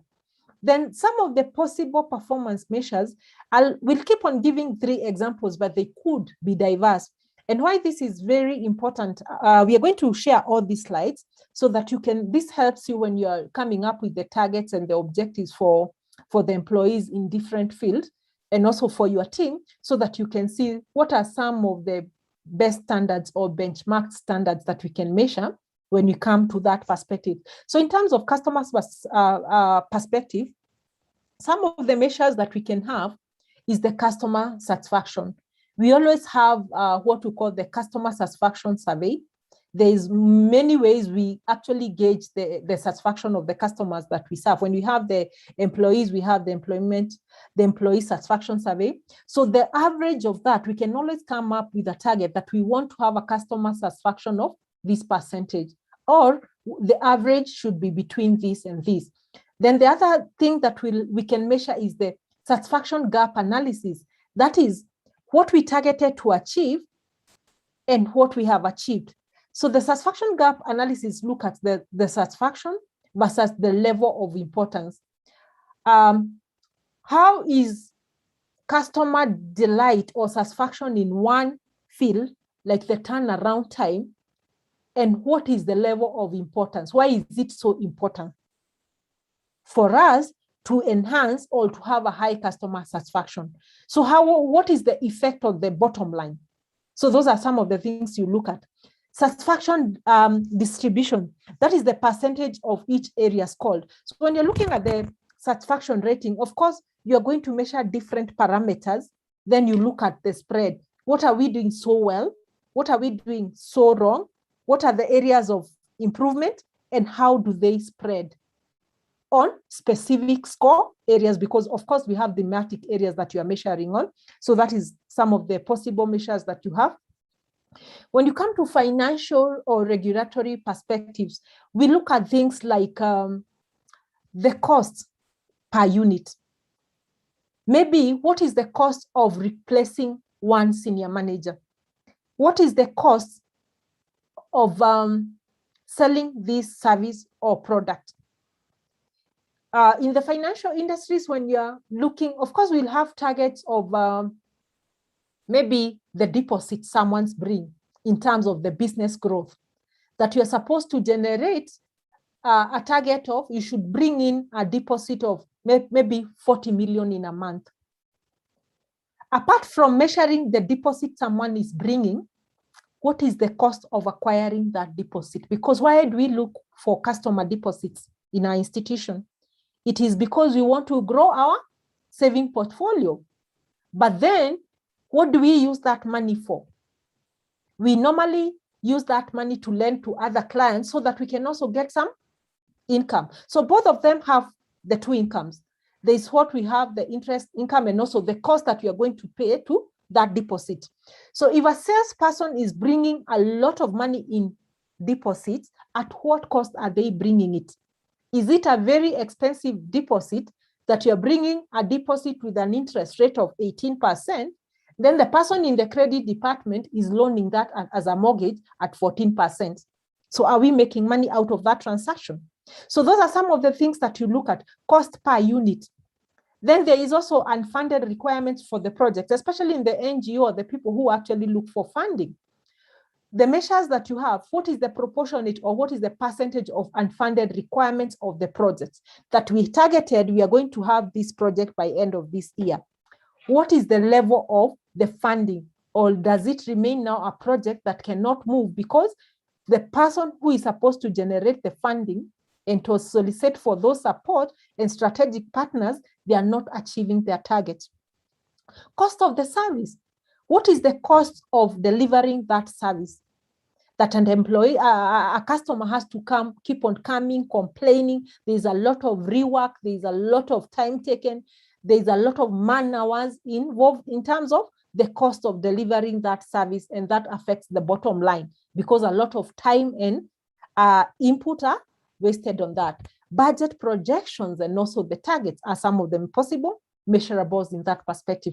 When you come to issues of internal perspective, I say this looks at the processes of the business and that an individual must excel. So some of the things that we measure in performance are issues like, what is the cycle time? What is the turnaround time? What is the completion rate to do a particular task? What is the workload or the employee utilization? Especially when you're looking at spreading the workload of employee. What is the workload? Like you'll find someone has a team of 5, but one person or 2 people are doing 70% of the work, or 20% of the team are delivering 80% of the work, the Pareto analysis we were talking about last time.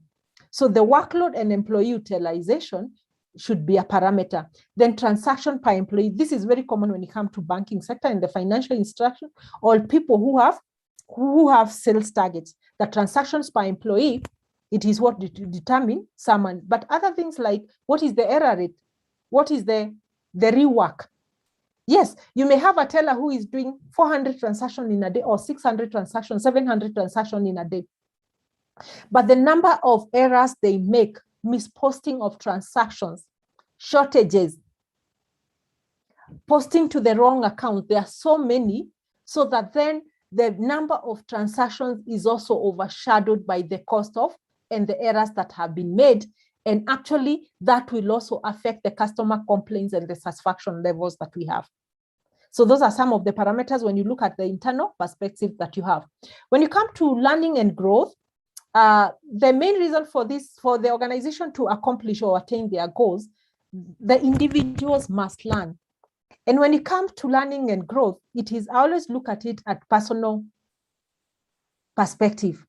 The individual must show the initiative and the proactiveness to learn. And not all the learning and development programs must be sponsored by the employee, by the employer or the company. There must be that initiative, the proactiveness of an employee to go out of their way to personally develop themselves. That is why we have good facilities, that staff loan that you can access, loan facilities that an employee can pick, go back to school, enhance their employability and also their knowledge and skills in the areas that are lacking. Very few employers will take you for academic courses for you, but they will facilitate for them. They'll give you exam days, time off to go and study, and paid leave with it.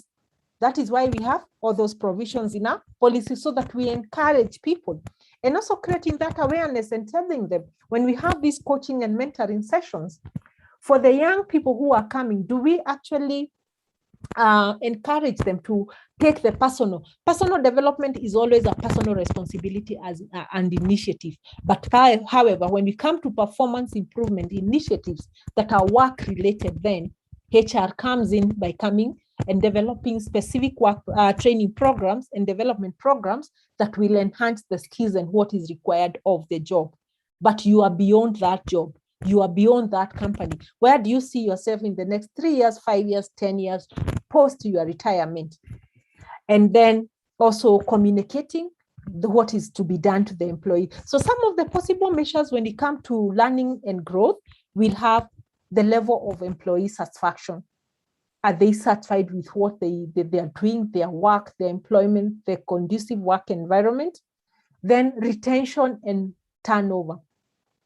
How we measure the retention and the turnover, those statistics, I'm sure we've done the HR metrics, actually will be a measure of the training hours and the resources. So this could be external trainings facilitated by HR, or they could be at departmental level.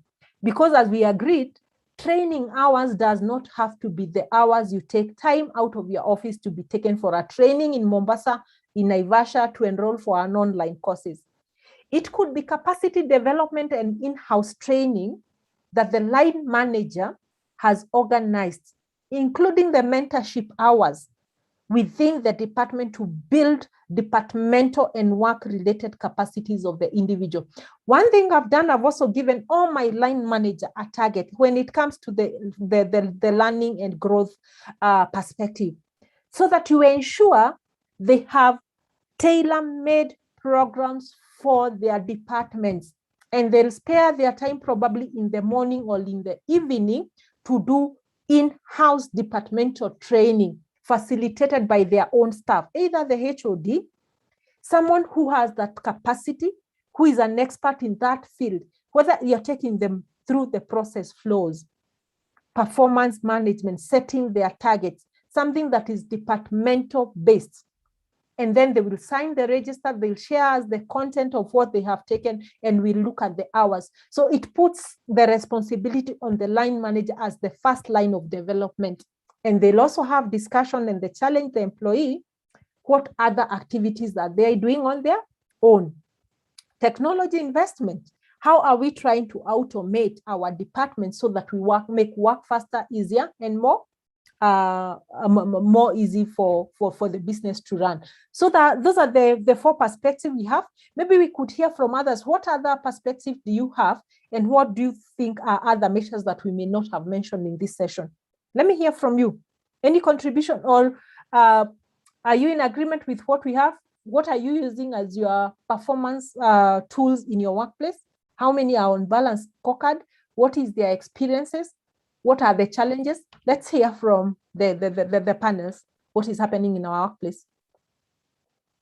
I know at times we say it's very easy to train and say this, but when we come to the implementation, we always have challenges. And through sharing of experiences, one institution X or one HR could be struggling with this, or could have this class they are struggling with, when the other one is flying on this because they have done it over time. Let's share our experiences and hear. Achiro Winfred, welcome.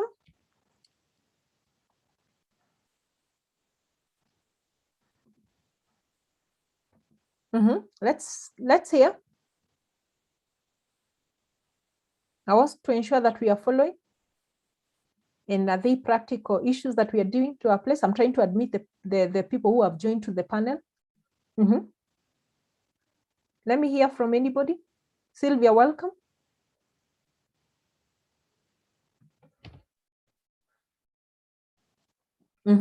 You can put your comments on the chat, and we could also hear about the four perspectives. Which is easy for you to come up with measures, which is difficult. What are our experiences with the four?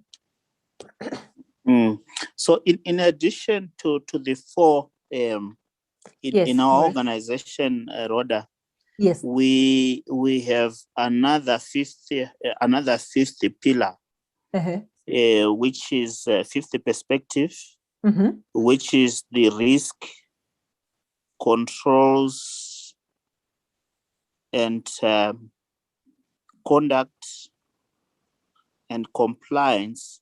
I think it's because of the nature of our business where compliance takes center stage.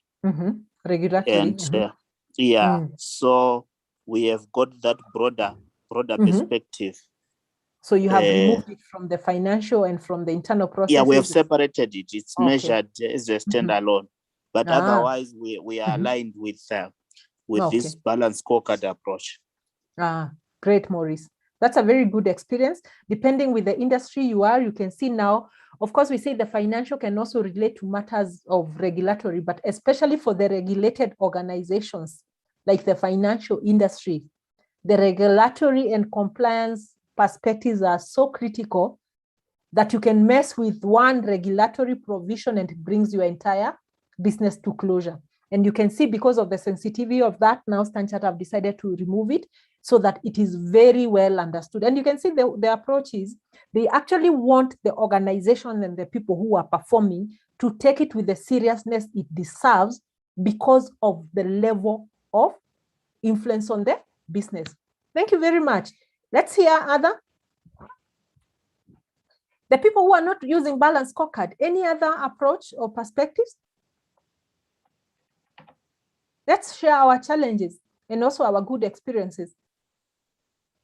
Let's not shy. There is no correct or wrong answer. We are just here for purpose of sharing.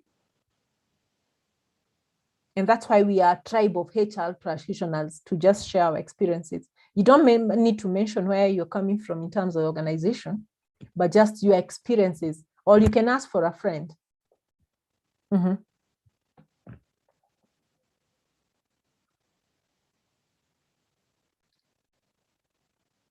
So that means we are, were they clear in the way I took you through?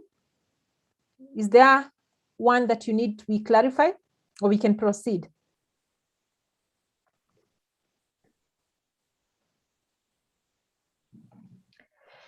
Silence means we can proceed. I'm not seeing any questions also on the chat, so you'll allow me to go to the next objective that and the area we want to look at.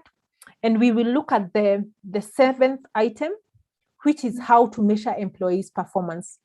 Yes, now we have come with the how we come up with the possible performance measures, but then how do we now proceed from there? And how do we measure the employees' performance? So in terms of how we measure the employees' performance, of course, we have also tried to put down some examples against each. So again, I'll take you through, then I'll also give you time to also contribute.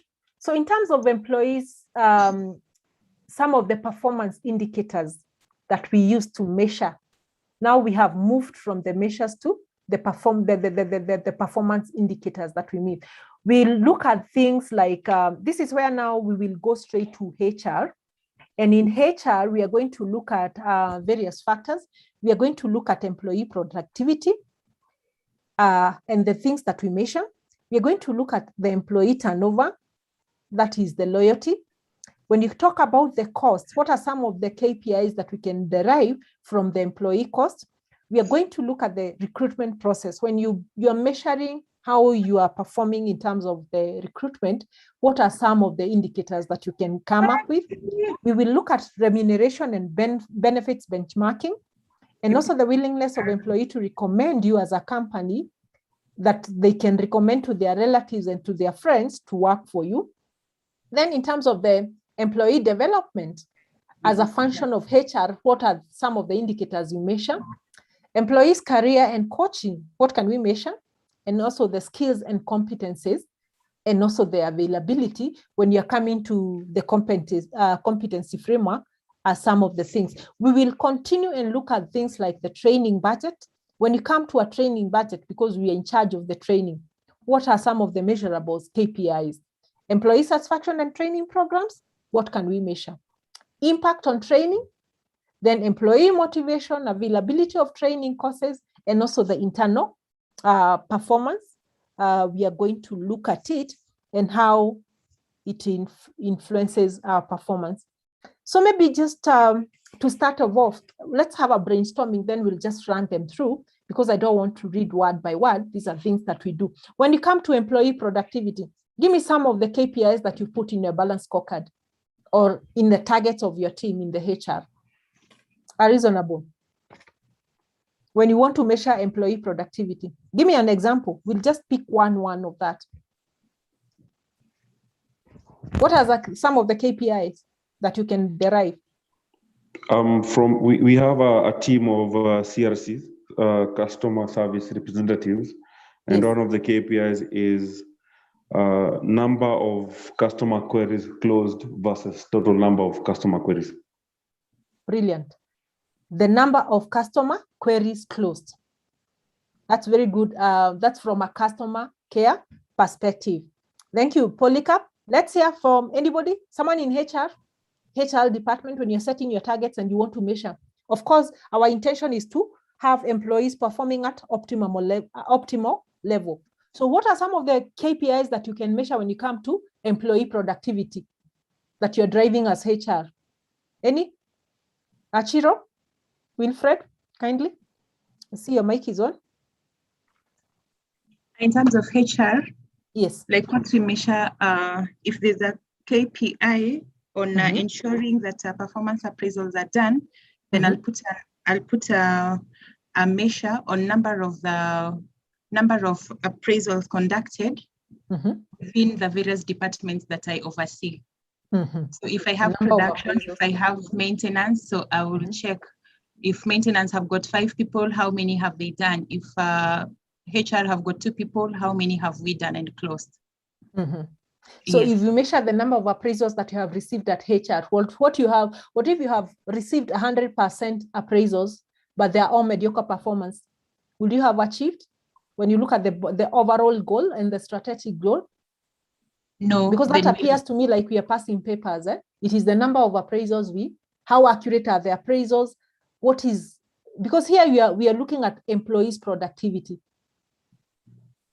Is returning an appraisal a productivity, or or what they achieve? Because now we have to anchor it to the strategic goal. For me, I'll look for something like how many from the performance appraisal, because anyway, our expectation is that 100% of the people should submit their performance appraisal. How many of the performance appraisals that we have done, people have scored probably over 70% of the target? Does that make sense? Yes, it does. It does, but I've also seen that a lot, especially when you have HR assistant and officers you have allocated. Because it is their work to actually the follow up. Because again, the other questions if the other departments does not perform, was that influenced by HR or the line managers? That now you have to take the budget, the entire burden of the people's non-performance, and you have done your part of the work. That's a discussion that we'll have. Any other? Thank you very much, Wilfred. That's a very good trial. Let's hear. When you go to the other, we had is employee turnover. I think I can move you to the next slides. It's not a matter that as we brainstorm. Employees turnover and loyalty. Let's hear. Just to clear with employee productivity and to close that matter on Wilfred, one of it would be the average sales turnover per employee. The other one will be average profit per employee. Overall, we have made, this is what we target to make as profit. What is the average per employee? So you are able to see the employee's productivity. The other issue will be value added by employee. I can tell you how our bonus system more operates is we look at the corporate performance. How does the corporate in terms of the performance contract of the year? What is the performance? If the overall target of the corporate target, it is at 100%, then the budget that has been set aside as bonus, the employees will enjoy 100% of that money. But then scaled according to the performance appraisal. If the corporate performs at 50% because of the COVID and the pandemics and what we have, the budget that was set aside by the board to be enjoyed as bonus, the only amount that will be utilized will be 50% of that budget. If we perform at 60, then whatever, we will apportion 60% of that, then distribute it according to the performance ratings. So the two has to speak to each other. That's just one way of looking at it. We don't say it's the best way, but those are some of the things you adapt, because we are looking at what is the average profit per employee, what is the average turnover, what is the average revenue per. Because if actually we had such a big performance gap, that means we cannot utilize everything and we have to come up with cost-cutting measures and cost containment. Then when you go to employee turnover and loyalty, of course, depending with the industry, if you're in the financial industry, you look at what is the industry percent in terms of the staff retention and the turnover. Of course, some industries have high turnovers than the others. So you look at within your industry, what is the standard that if this person works for you for this year, this is sufficient within we have industries where even the turnover rates are very as high as 30%. There are others that are averaging at 15%, 14, 13. What is your industry average? And then within being the average, where do you want to actually put yourself in the niche? Then you come up with specific targets. So you'll come up percentage of employees that leave the organization in a given year period. So we say, if an employee serves you for 3 years, that's good time. So you look at that percentage within that time period. Then what is the average length of service for employees within your industry? So that means you have to do the industry benchmarking and know the information in your industry so that you give that parameter to your HR team in terms of the measuring. Let's go to employee costs. I'll just walk you through the first slide, then you can be able to now see how we are progressing. In terms of the employee costs, when I was in the banking sector, I remember still in the financial industry, but in the banking sector, some of the parameters that you'll get as a HR department. In the operational cost, HR costs, personnel emolument is one of the biggest costs. And they will give you a ratio of employee costs to the entire operational cost. There are those ratios. The ratios had that your employee cost should be a percentage ratio or a percentage of the total operational cost. Do we have that?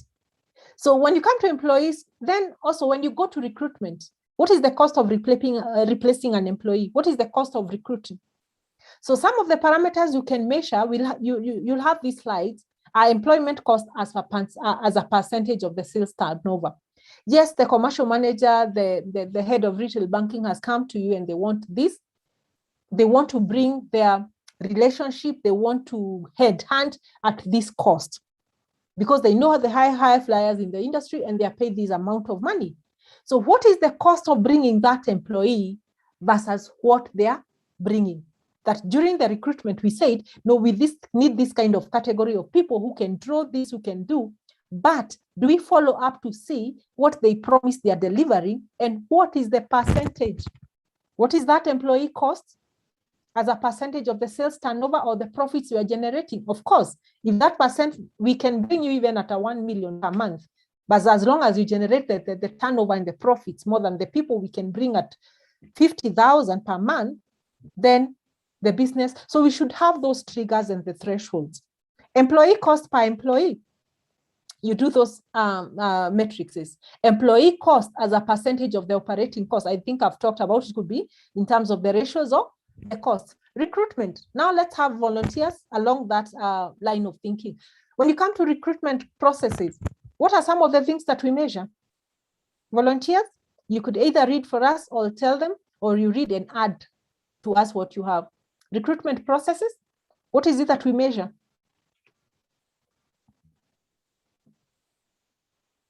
Let's volunteer. This is also a way of sharing our experiences and learning more. I'm sure there's something we'll carry from here. Polika? I can go? Yes, please go. So one of the lines we have in the brewery is process minders or casuals.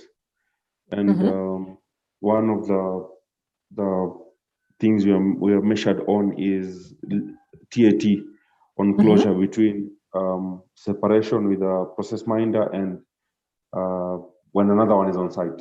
And we have 48 hours for replacement. Around time? Yeah.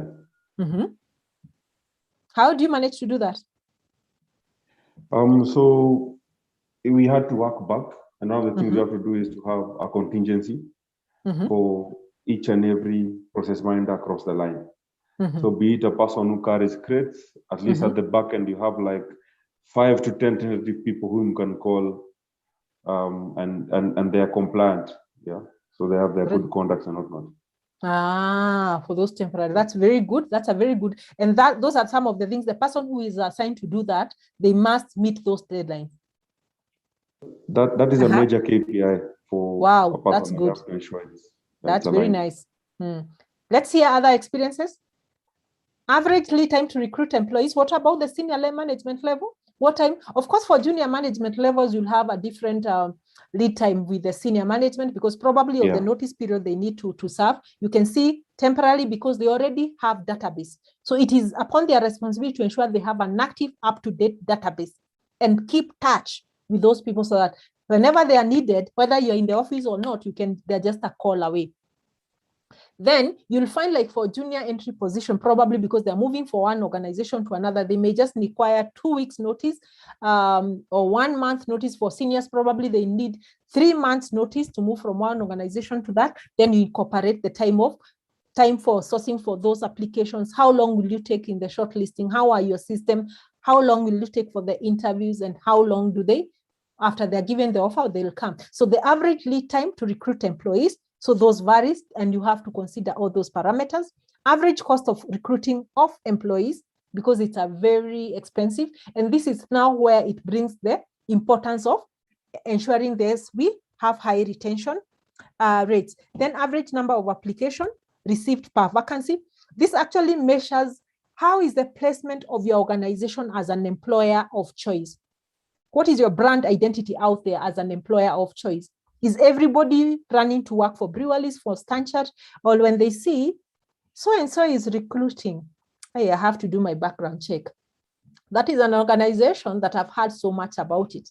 So it is our responsibility as HR to create that brand promise and employee promise, so that we become an attractive employer of choice, that once our brand goes out there, people are actually clamoring for the applications. Then those are some of the things.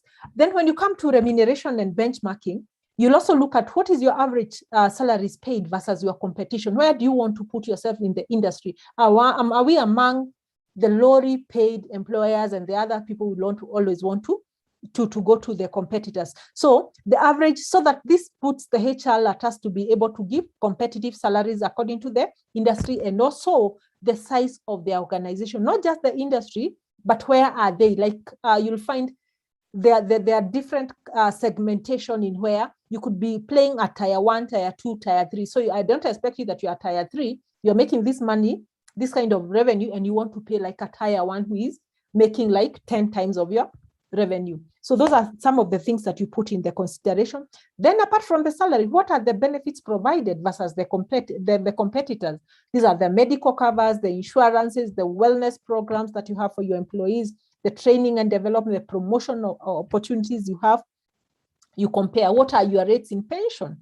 Then the willingness of the employee to recommend to the company as an employer. Of course, some of the statistics we take when we are looking for people, how did you hear about us? Especially the UN, you'll find them asking this question a lot, because they want to see how many came through referrals, how many learned about this job through an accident. So how many people that we are working with have put out a good word for us. That means they have trust with the brand and the identity. Then let's continue. Employee development. Someone read for us that slide. Let's have a volunteer just to read us through so that we can see.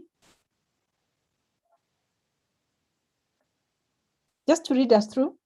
Then you can comment at the end if you so wish. Sylvia, are you able to unmute between Sylvia and Stella and just read through the slide?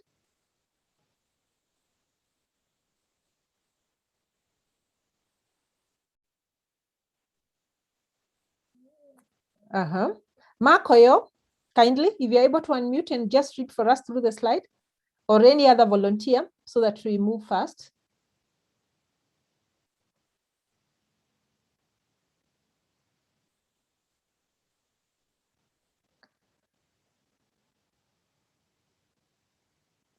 Oh, majority of the people are multitasking. Jerry, kindly take it on. Employee development. Percentage of employees that develop individual development plan. Percentage of employees that fully execute their individual development plan. Then go to employee career. Yes, just finish. Okay, employee career coaching. percentage of employees that participate in career coaching program, percentage of employees that have been assessed in assessment center, skills, competencies, availability, average lead time to develop skills, develop skills, competencies. Oh, sorry. Yeah. Average read time to develop skills, competencies that are required, average read time to close skills, competencies gaps, a percentage of required skills, competencies available within the organization. Great. I think those are self-explanatory in terms of the capacity building. Those are issues of employee development. We said you must develop your individual development plan and what is the level of execution. Then we have now what we call the career coaching and also mentorship program. How many people are enrolling for that? Of course, we combine with other issues like psychometrics tests, other tests that we normally administer online. What are the percentage of the people who have been accessed through this, even at the recruitment level, and how have we looked at them? The recommendations. Then in terms of the skills and that are available, this is actually when you are coming up with the competency framework that we look at all this. And I think we also have training budgets, just to run through it. The expenditure in training and staff development per employee in a given period. What budget did we have? How have we utilized it? And what is the impact? Of course, the satisfaction rates, we look at the percentage of the or with the training program. That is why we do what we call the training evaluation at the end of every training to actually see what is the level of satisfaction with the training program that we have delivered. And we look at the percentage of the employee who are actually satisfied with the training program in terms of the presentation, the content, and also what is the percentage of the people who are dissatisfied with the course program and what are the things that we can achieve with this. In terms of the training, we always invest a lot of money in the training, but do we always sit back to measure what is the impact of this? So we look at what is the difference between how people are performing before being subjected to the training and thereafter. Have we seen anything in terms of changes in the errors, changes in the defects? Their productivity has gone up when you put them on P&P. Those are the things that you measure. And I want us to run through the last slide, then we can take a short break. Then we'll come back, just a 10-minute break, then we can come back so that we can take a health break, then we resume. Then in terms of employee motivation, what is the percentage of the employees that are committed to the organization goals and the objectives? And what is the percentage of the employees that are considered to be highly motivated? When you do a staff engagement satisfaction survey, those parameters that we measure, what is the percentage of the employees? This is where we get those statistics. Then ability of training courses. Availability, are they accessible? Are they availed? That we came up with a beautiful training plan. What is the level of implementation? And how many courses had been requested by the employee, but we did not respond proactively to ensure that the requirement of that employee or the business have not been met. Because actually even our training plans and we should be responsive to the needs of the employee and also the business requirements. So those are some of the things that we'll see. The average number of courses requested, but not offered. That means we are not meeting the business needs. And finally, the internal promotions. How many employees have been promoted internally? And how many vacancies have been advertised? And what is the lead time for an average employee in terms of the promotions? Moving maybe from a junior to a senior, those are the lead times that we actually look at. Any question from that before we take a break? Of course, this other one is a very easy one.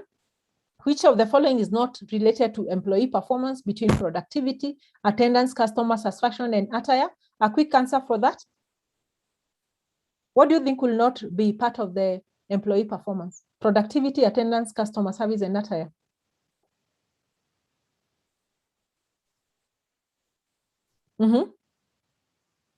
Polycarp. Attire. Good. So with that, I think we can take a short break. Then we resume so that we can grab a cup of water, a cup of tea, a glass of water, then we resume. So it is exactly 10:54. We come back at 11.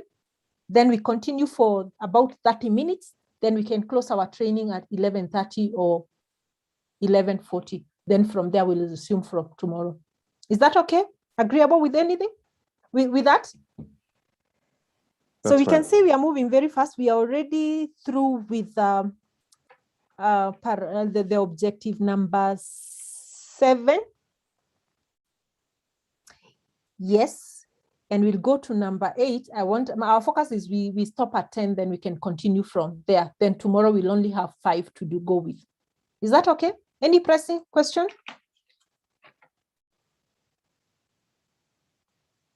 Good. So let's take a break and we resume at 11. Just grab a glass of water. I need to pick a glass of water or a cup of tea, refill your tea pot. Then we come back at 11. Thank you.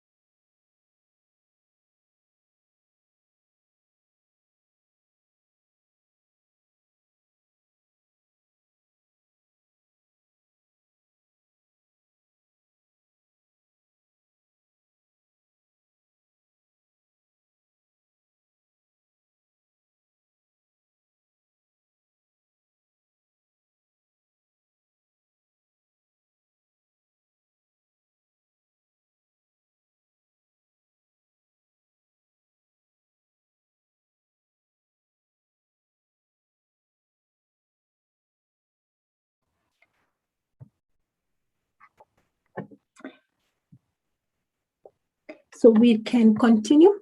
I hope you're all back. That is sufficient break, 5 minutes.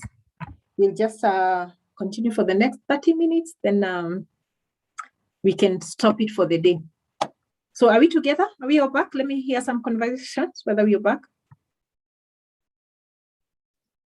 Yes, we Polika, are you there? Maurice, you're back? Yeah, I'm back. Great. So let's continue.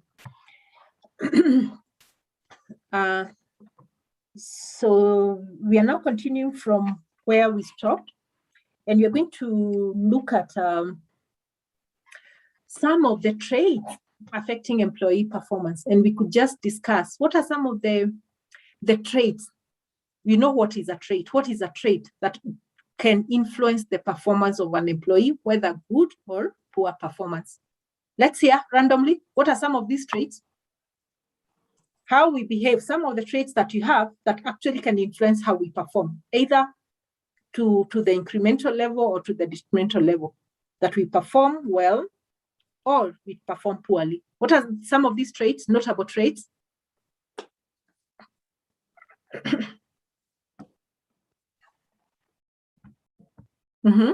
Notable traits. Sarah says she's present. Karibu sana. Some of the notable traits of an employee that actually influences their performance.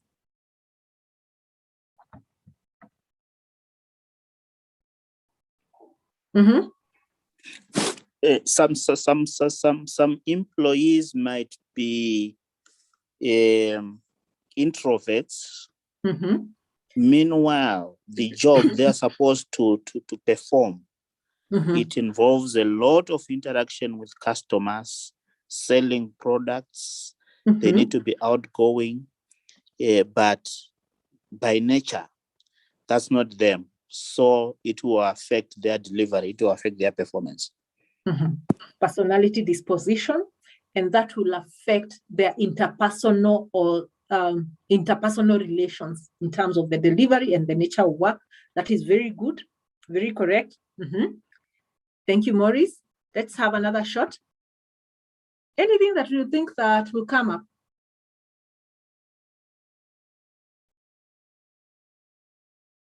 Some of the traits that you can think of, top of your head.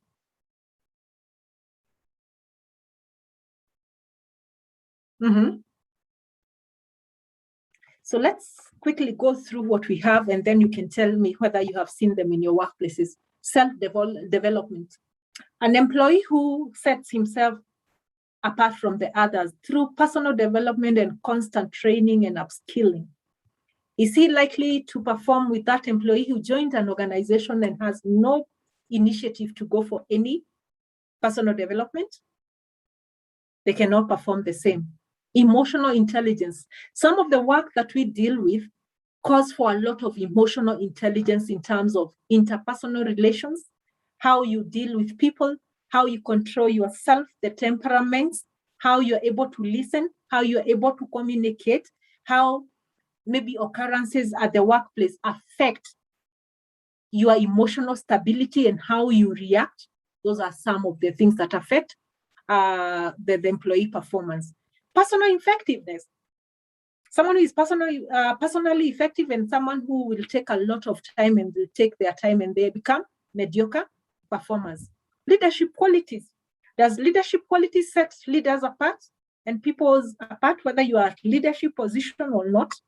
We said you can be a leader anywhere. You don't have to be in an organizational positional leadership position. You can influence people even from the shop floor that you have. Management of the team. Anybody who has a team working on them, how you manage your team actually impact on how we perform. Presentation of information in terms of the feedback, how we deliver the feedback, how we present our targets, how we discuss our JD, affect how we perform. Our communication skills affect how we perform. Our creativity, innovation, kind of thinking, and our ability to influence others are some of the traits that affect how people perform. To continue, things like your ability to manage and lead change management. actually affect how we lead and perform. What is your personal brand? How do you project yourself? How do you present yourself when you're dealing with clients, when you're customers? You have gone to where we have customer care centers, and you'll see there's some specific employees where every customer want to be, they're lining up. So you'll find some queues that are very huge because they want to be served by that particular person. They'll come to the office and say, where is so-and-so? Because of the personal branding and how they serve their people. Commercial awareness. This is what we call the business acumen.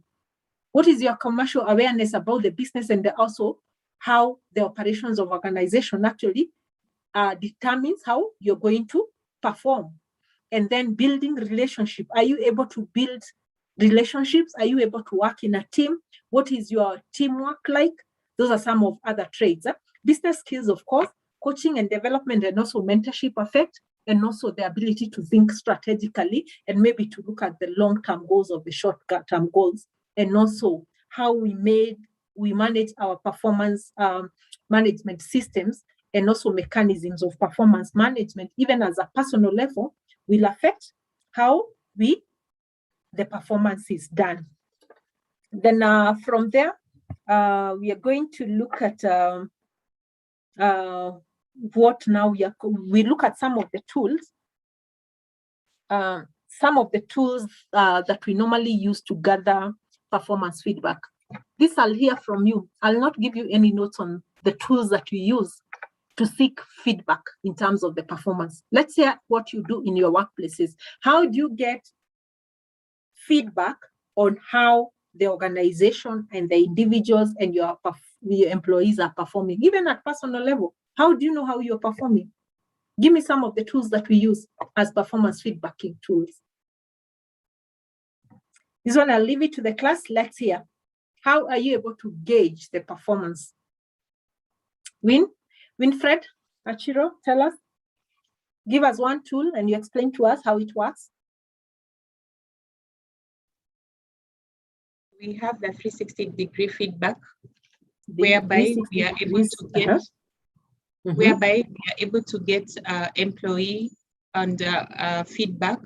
We share, we discuss on the table to get how have I been, if at all I'm in the leadership position, then I'm able to give feedback to my leader or my HOD in terms of how what do I expect? Like we have questions, how do you expect us to have meeting frequencies?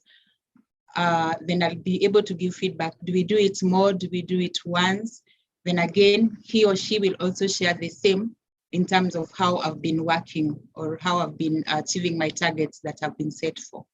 That's a very powerful tool, 360-degree feedback tool. That's what they use. How many of us also? Let's hear someone else who used that tool, the 360-degree, and you tell us how it works. Winfred has really explained how theirs work. Any addition to what she has said on 360 feedback tool, so that for those who have not used the 360-degree can try to understand and probably look how they can implement this. So Winnie, do you use this in addition to any other appraisal tool? And which one is this that you're combining with? Or you purely apply 360? We purely apply the 360. Currently, we are rolling out something on our quality management system. So once we are done, then I think we'll be able to adapt another. It's not yet familiar, but we should be rolling it maybe next year. Yeah, good. Any other experience or exposure with 360-degree? Maurice, you have 360-degree at your workplace? Yeah, we call it 365, the number of days in a year. So it's an open feedback tool, which is open throughout the year. It's online. So at any given point in time, anyone can give feedback to any colleague. If you are a people leader, you give feedback to your subordinates. If you are a workmate, you can give feedback to your colleagues. So anyone can give feedback. So come appraisal time, that feedback is collected, and then the people leader can use that in the performance review conversation with that particular individual. Yeah. And this conversation is for for improvement purposes and personal development. It's nothing for witch hunting or disciplinary action, that this could have been said. Yeah, I think that's one of the mistakes we make in HR, where this feedback is saying, then we start taking disciplinary action against such a negative feedback. Feedback and performance appraisal, it's meant to grow people and to develop and to build their competencies, not to punish. So once we come up with that understanding, then we'll have a very cordial relationship. Thank you. Any other tools? So we have the 360-degree, we have what they call the 365 according to the number of days. Any other separate from that or addition to 360? Dashboard. I know there are organizations that have dashboards and the balance scorecards and the performance tools that we have. Any other?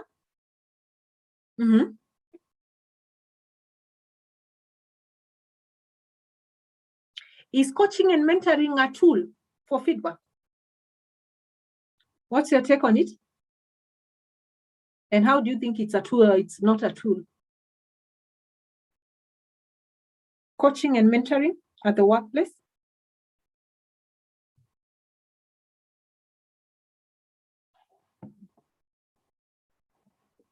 Let me hear. Coaching, what is your take about coaching, mentoring at the workplace?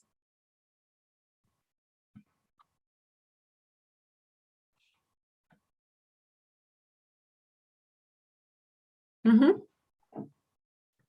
give it a try. Yes, please. I tend to think it's a tool because it comes as a realization while we do while we are evaluating performance, and we realize there are either deficiencies that we need to improve on. So we can either elect a coach or a mentor to take you through your performance deficiencies in ensuring that you're able to improve and work on them. So I'll take it as a tool. Yeah, it is. Polycarp, I'm also seeing, Polycarp, I didn't close you from talking, please. Kindly feel free. I can see, or maybe he has started multitasking. I can see he's saying that coaching and mentoring is a tool as it avails room for open communication and dialogue between the mentee and the mentor, the coachee and the, So that is very true. So we are in agreement with that. Any other tool that you will think of? We can be as diverse as that. Any other way you think can be a tool for giving feedback and also receiving feedback?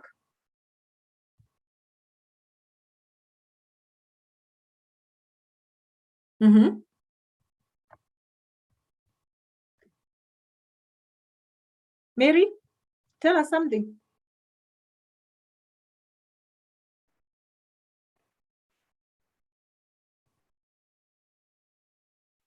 Mary is not able to unmute. That's okay. So let's look at what we have, what we had prepared for you. So some of the tools we had just looked at for what we call the performance evaluations, or the performance evaluations we do, whether they are daily evaluations, they are weekly evaluations, they are monthly, quarterly, or annual evaluations that we have, which includes the performance appraisal. It's one of the tool and the innermost and the core tool in terms of giving feedback and also performance-related information, because this is the core tool for performance management. The other tool that we normally use are periodic reports. Reports about how we are performing, how well, any reports that we come, whether they are customer complaints, there are issues that are being raised, any reports that come up becomes a performance tool. Then the other one is follow-up. Do we follow up, whether it is when you're serving the customer? Is there a follow-up after sale call follow-up that tells us and seek information? So seeking information is both internally when you're looking at an employee and also the supervisor, and also when we are serving our client as an organization. What is it that we follow up to ensure the customer experience? How do the customer or the people that we are serving us experience us from outside? And also the issue of coaching, I think I'll not re-emphasize. We have talked about it. So in terms of using this data, and especially at this point of the pandemic, you will realize that more than 43% of the employees from different organizations across the globe, they have actually been working remotely, either fully or their work functions, or part of their work functions, they've been working actually remotely, including the online trainings. Mostly we used to go for physical classes. But now, you see, you are able to multitask, you're in the office, you don't have to leave the comfort of your office, and then you're able to attend this session from morning to evening, then you go, continue with your workload, go for lunch, and probably go home early and do the online. What is the impact of that? This shows actually the importance and the why it is very critical now for HR to start looking for feedback or performance engagement with not just team, but with the individual particular employees. Because what you realize now with the remote working, a lot of people now are off the office, off their desk, where they could consult with teamwork and work, but now they are working alone. So how do you connect with that individual in terms of tracking their performance, facilitating their performance, enabling them perform so that they are able to continuously remain engaged to the overall goal of the organization, because now they are all working from different spaces and the desk. But what is it that brings us together to what is holding us together as the strategic goal or the objective of the organization? Does that employee who is working from so far across the seas and the oceans and wherever they are working, are they able that on their every day they log into their system to work remotely?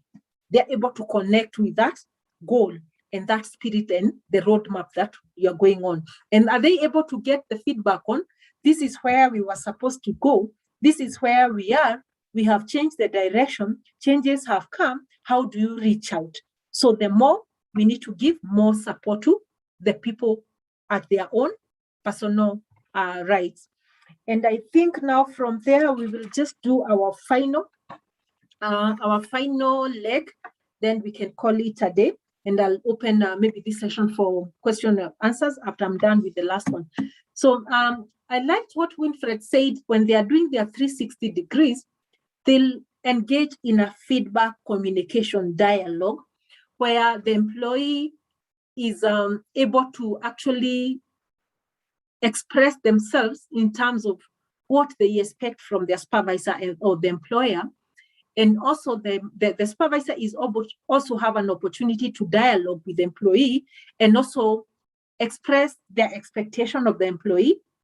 And then they're also able to come up with a supportive agreement on how they are going to work so that they are able to meet their goals. They're also able to see what is it that is working for them. Of course, we have the company policies and procedures, but how are they working for the employee? How are they working for this supervisor? How is the conduct of the employee affecting the team? And also, so we are going to look at some of the dialogue you can have and some of the examples of the questions that you can ask that will probe feedback, and you have important information for continuity. So some of the questions that we have, I'm not sure if that slide is very clear. You can see it clearly on your side, but we'll just look at those questions. Who is able to read for us? Polycarp? Polycarp, no, not Polycarp. Polycarp said he's already multitasking. I want us to take someone to take us through. Maurice, take us through the questions. You are able to read them?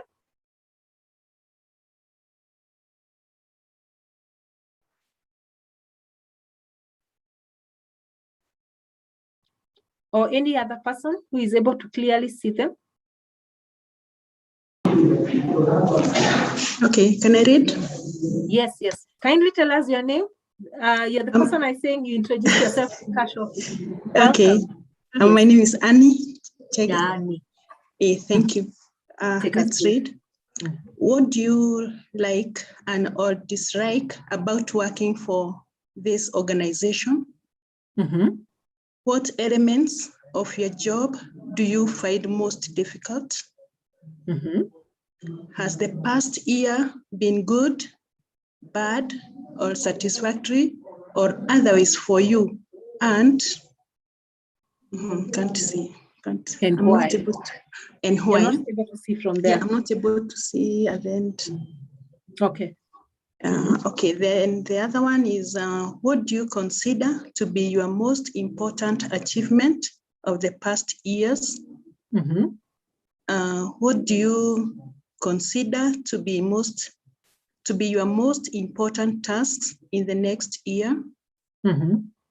What elements of your job interest you the most and least? What kind of work would you like to be doing in 1 or 2 or 5 years time? And what can be done to improve your performance in your current situation? I'm not able to read the down one. Okay, the lower one says, what sort of training or experience would you benefit for in your next year? And as HR, one thing I would challenge you, if you are to prepare such at times we don't have to wait for a consultant to come and develop for us an employee satisfaction survey or an engagement.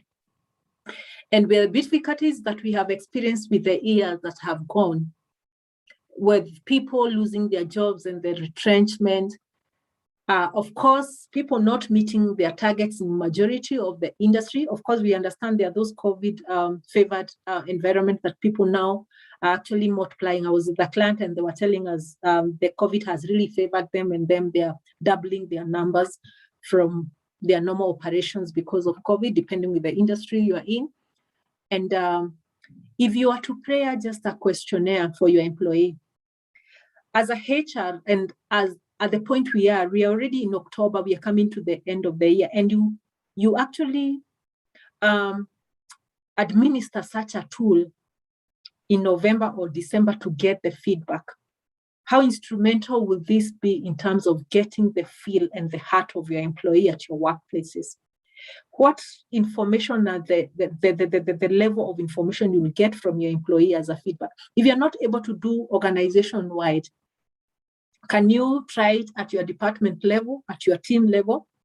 And then you see whether this would change the way people operate, how they perform, and privately evaluate yourself at the end of the next year, 2022, if you were to take back the feedback and try as much as practical to implement the feedback that you get. Some may not be financial intensive. Then you will see if there has been an improvement. And I can promise you will have a drastic improvement on that. So if you're able to take that screen, our challenge will be try to administer that at your workplace, at your department level, at the team that you have been allocated. Propose it to your team. You may not be the departmental head. Ask us. For the training that I went, one of the things that I came back, I found a very powerful tool of getting the feedback from my employee, which I think because of the timing and the circumstances that we are in, it could be very instrumental. Why can't we try it? Take some of the question or take the way it is. And then after 1 year, try to evaluate yourself and see how helpful it will be to the department and to you. That's the challenge I'll pose to you. The questions are straightforward. I don't think we need to re-emphasize, and you could always add more. You could also borrow like what we heard about the 365, but I know that will require some investment in terms of the technology so that it's done across all the employee and to have a way of analyzing this. So this through a simple questionnaire done online, whether it's through the monkey survey, or you could tailor that and try it. I think that is the assignment and the homework I'll leave with you today, so that you are able to just evaluate and see, can we try to have an impact on how people operate in terms of the employee experience and our endeavor to improving their performance. That will be my challenge to you, so we may not discuss. So from there, I think I'll beg that we stop there, then we'll continue from there tomorrow. And I'll request that we try to log in by 8:30, so by 11:30, we can be able to actually exhaust what we have planned for tomorrow. At least we have done objective 1 to 10. We'll continue from 11 to 15, and we'll be able to do maybe a summation. So with that from me, I think I've done what I had planned to do for you today. And I want to give you an open session so that we can hear your reactions, your comments, any clarifications that you would, anything that you could have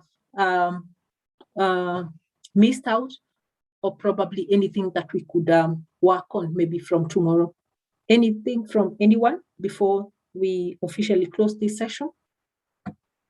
Let me hear. It's good to get feedback.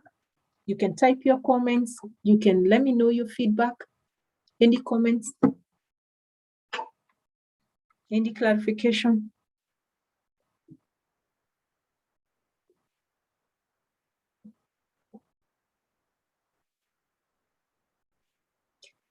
So with that, and seeing no comments, I can see one comment on the chat.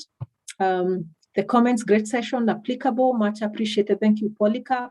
Christine Kimani, thank you for quite an engaging session. Welcome, Catherine. We're looking forward to hearing from you. Mary Kinua, very well articulate, thank you. So I've also enjoyed my session. I like a very interactive class because we are able to actually relate to what we'll do. And please remember the facts of our case study. Tomorrow, we are going to give solutions to Shane and also to see how we can support Samuel, and then we get it to the workplace. Achiro, thank you very much, very elaborate. Looking forward for you tomorrow. Humbly participate in a very educative session. Looking forward to learning more. Humbled. Esther, thank you so much. So with that, I want to thank you very much, and I wish you a very fruitful day. It's still early, going to midday. Enjoy the rest of your day, and thank you very much. See you tomorrow at 8:30. From me, is Kwaheri. Thank you for now. Thank you and bye-bye. Bye.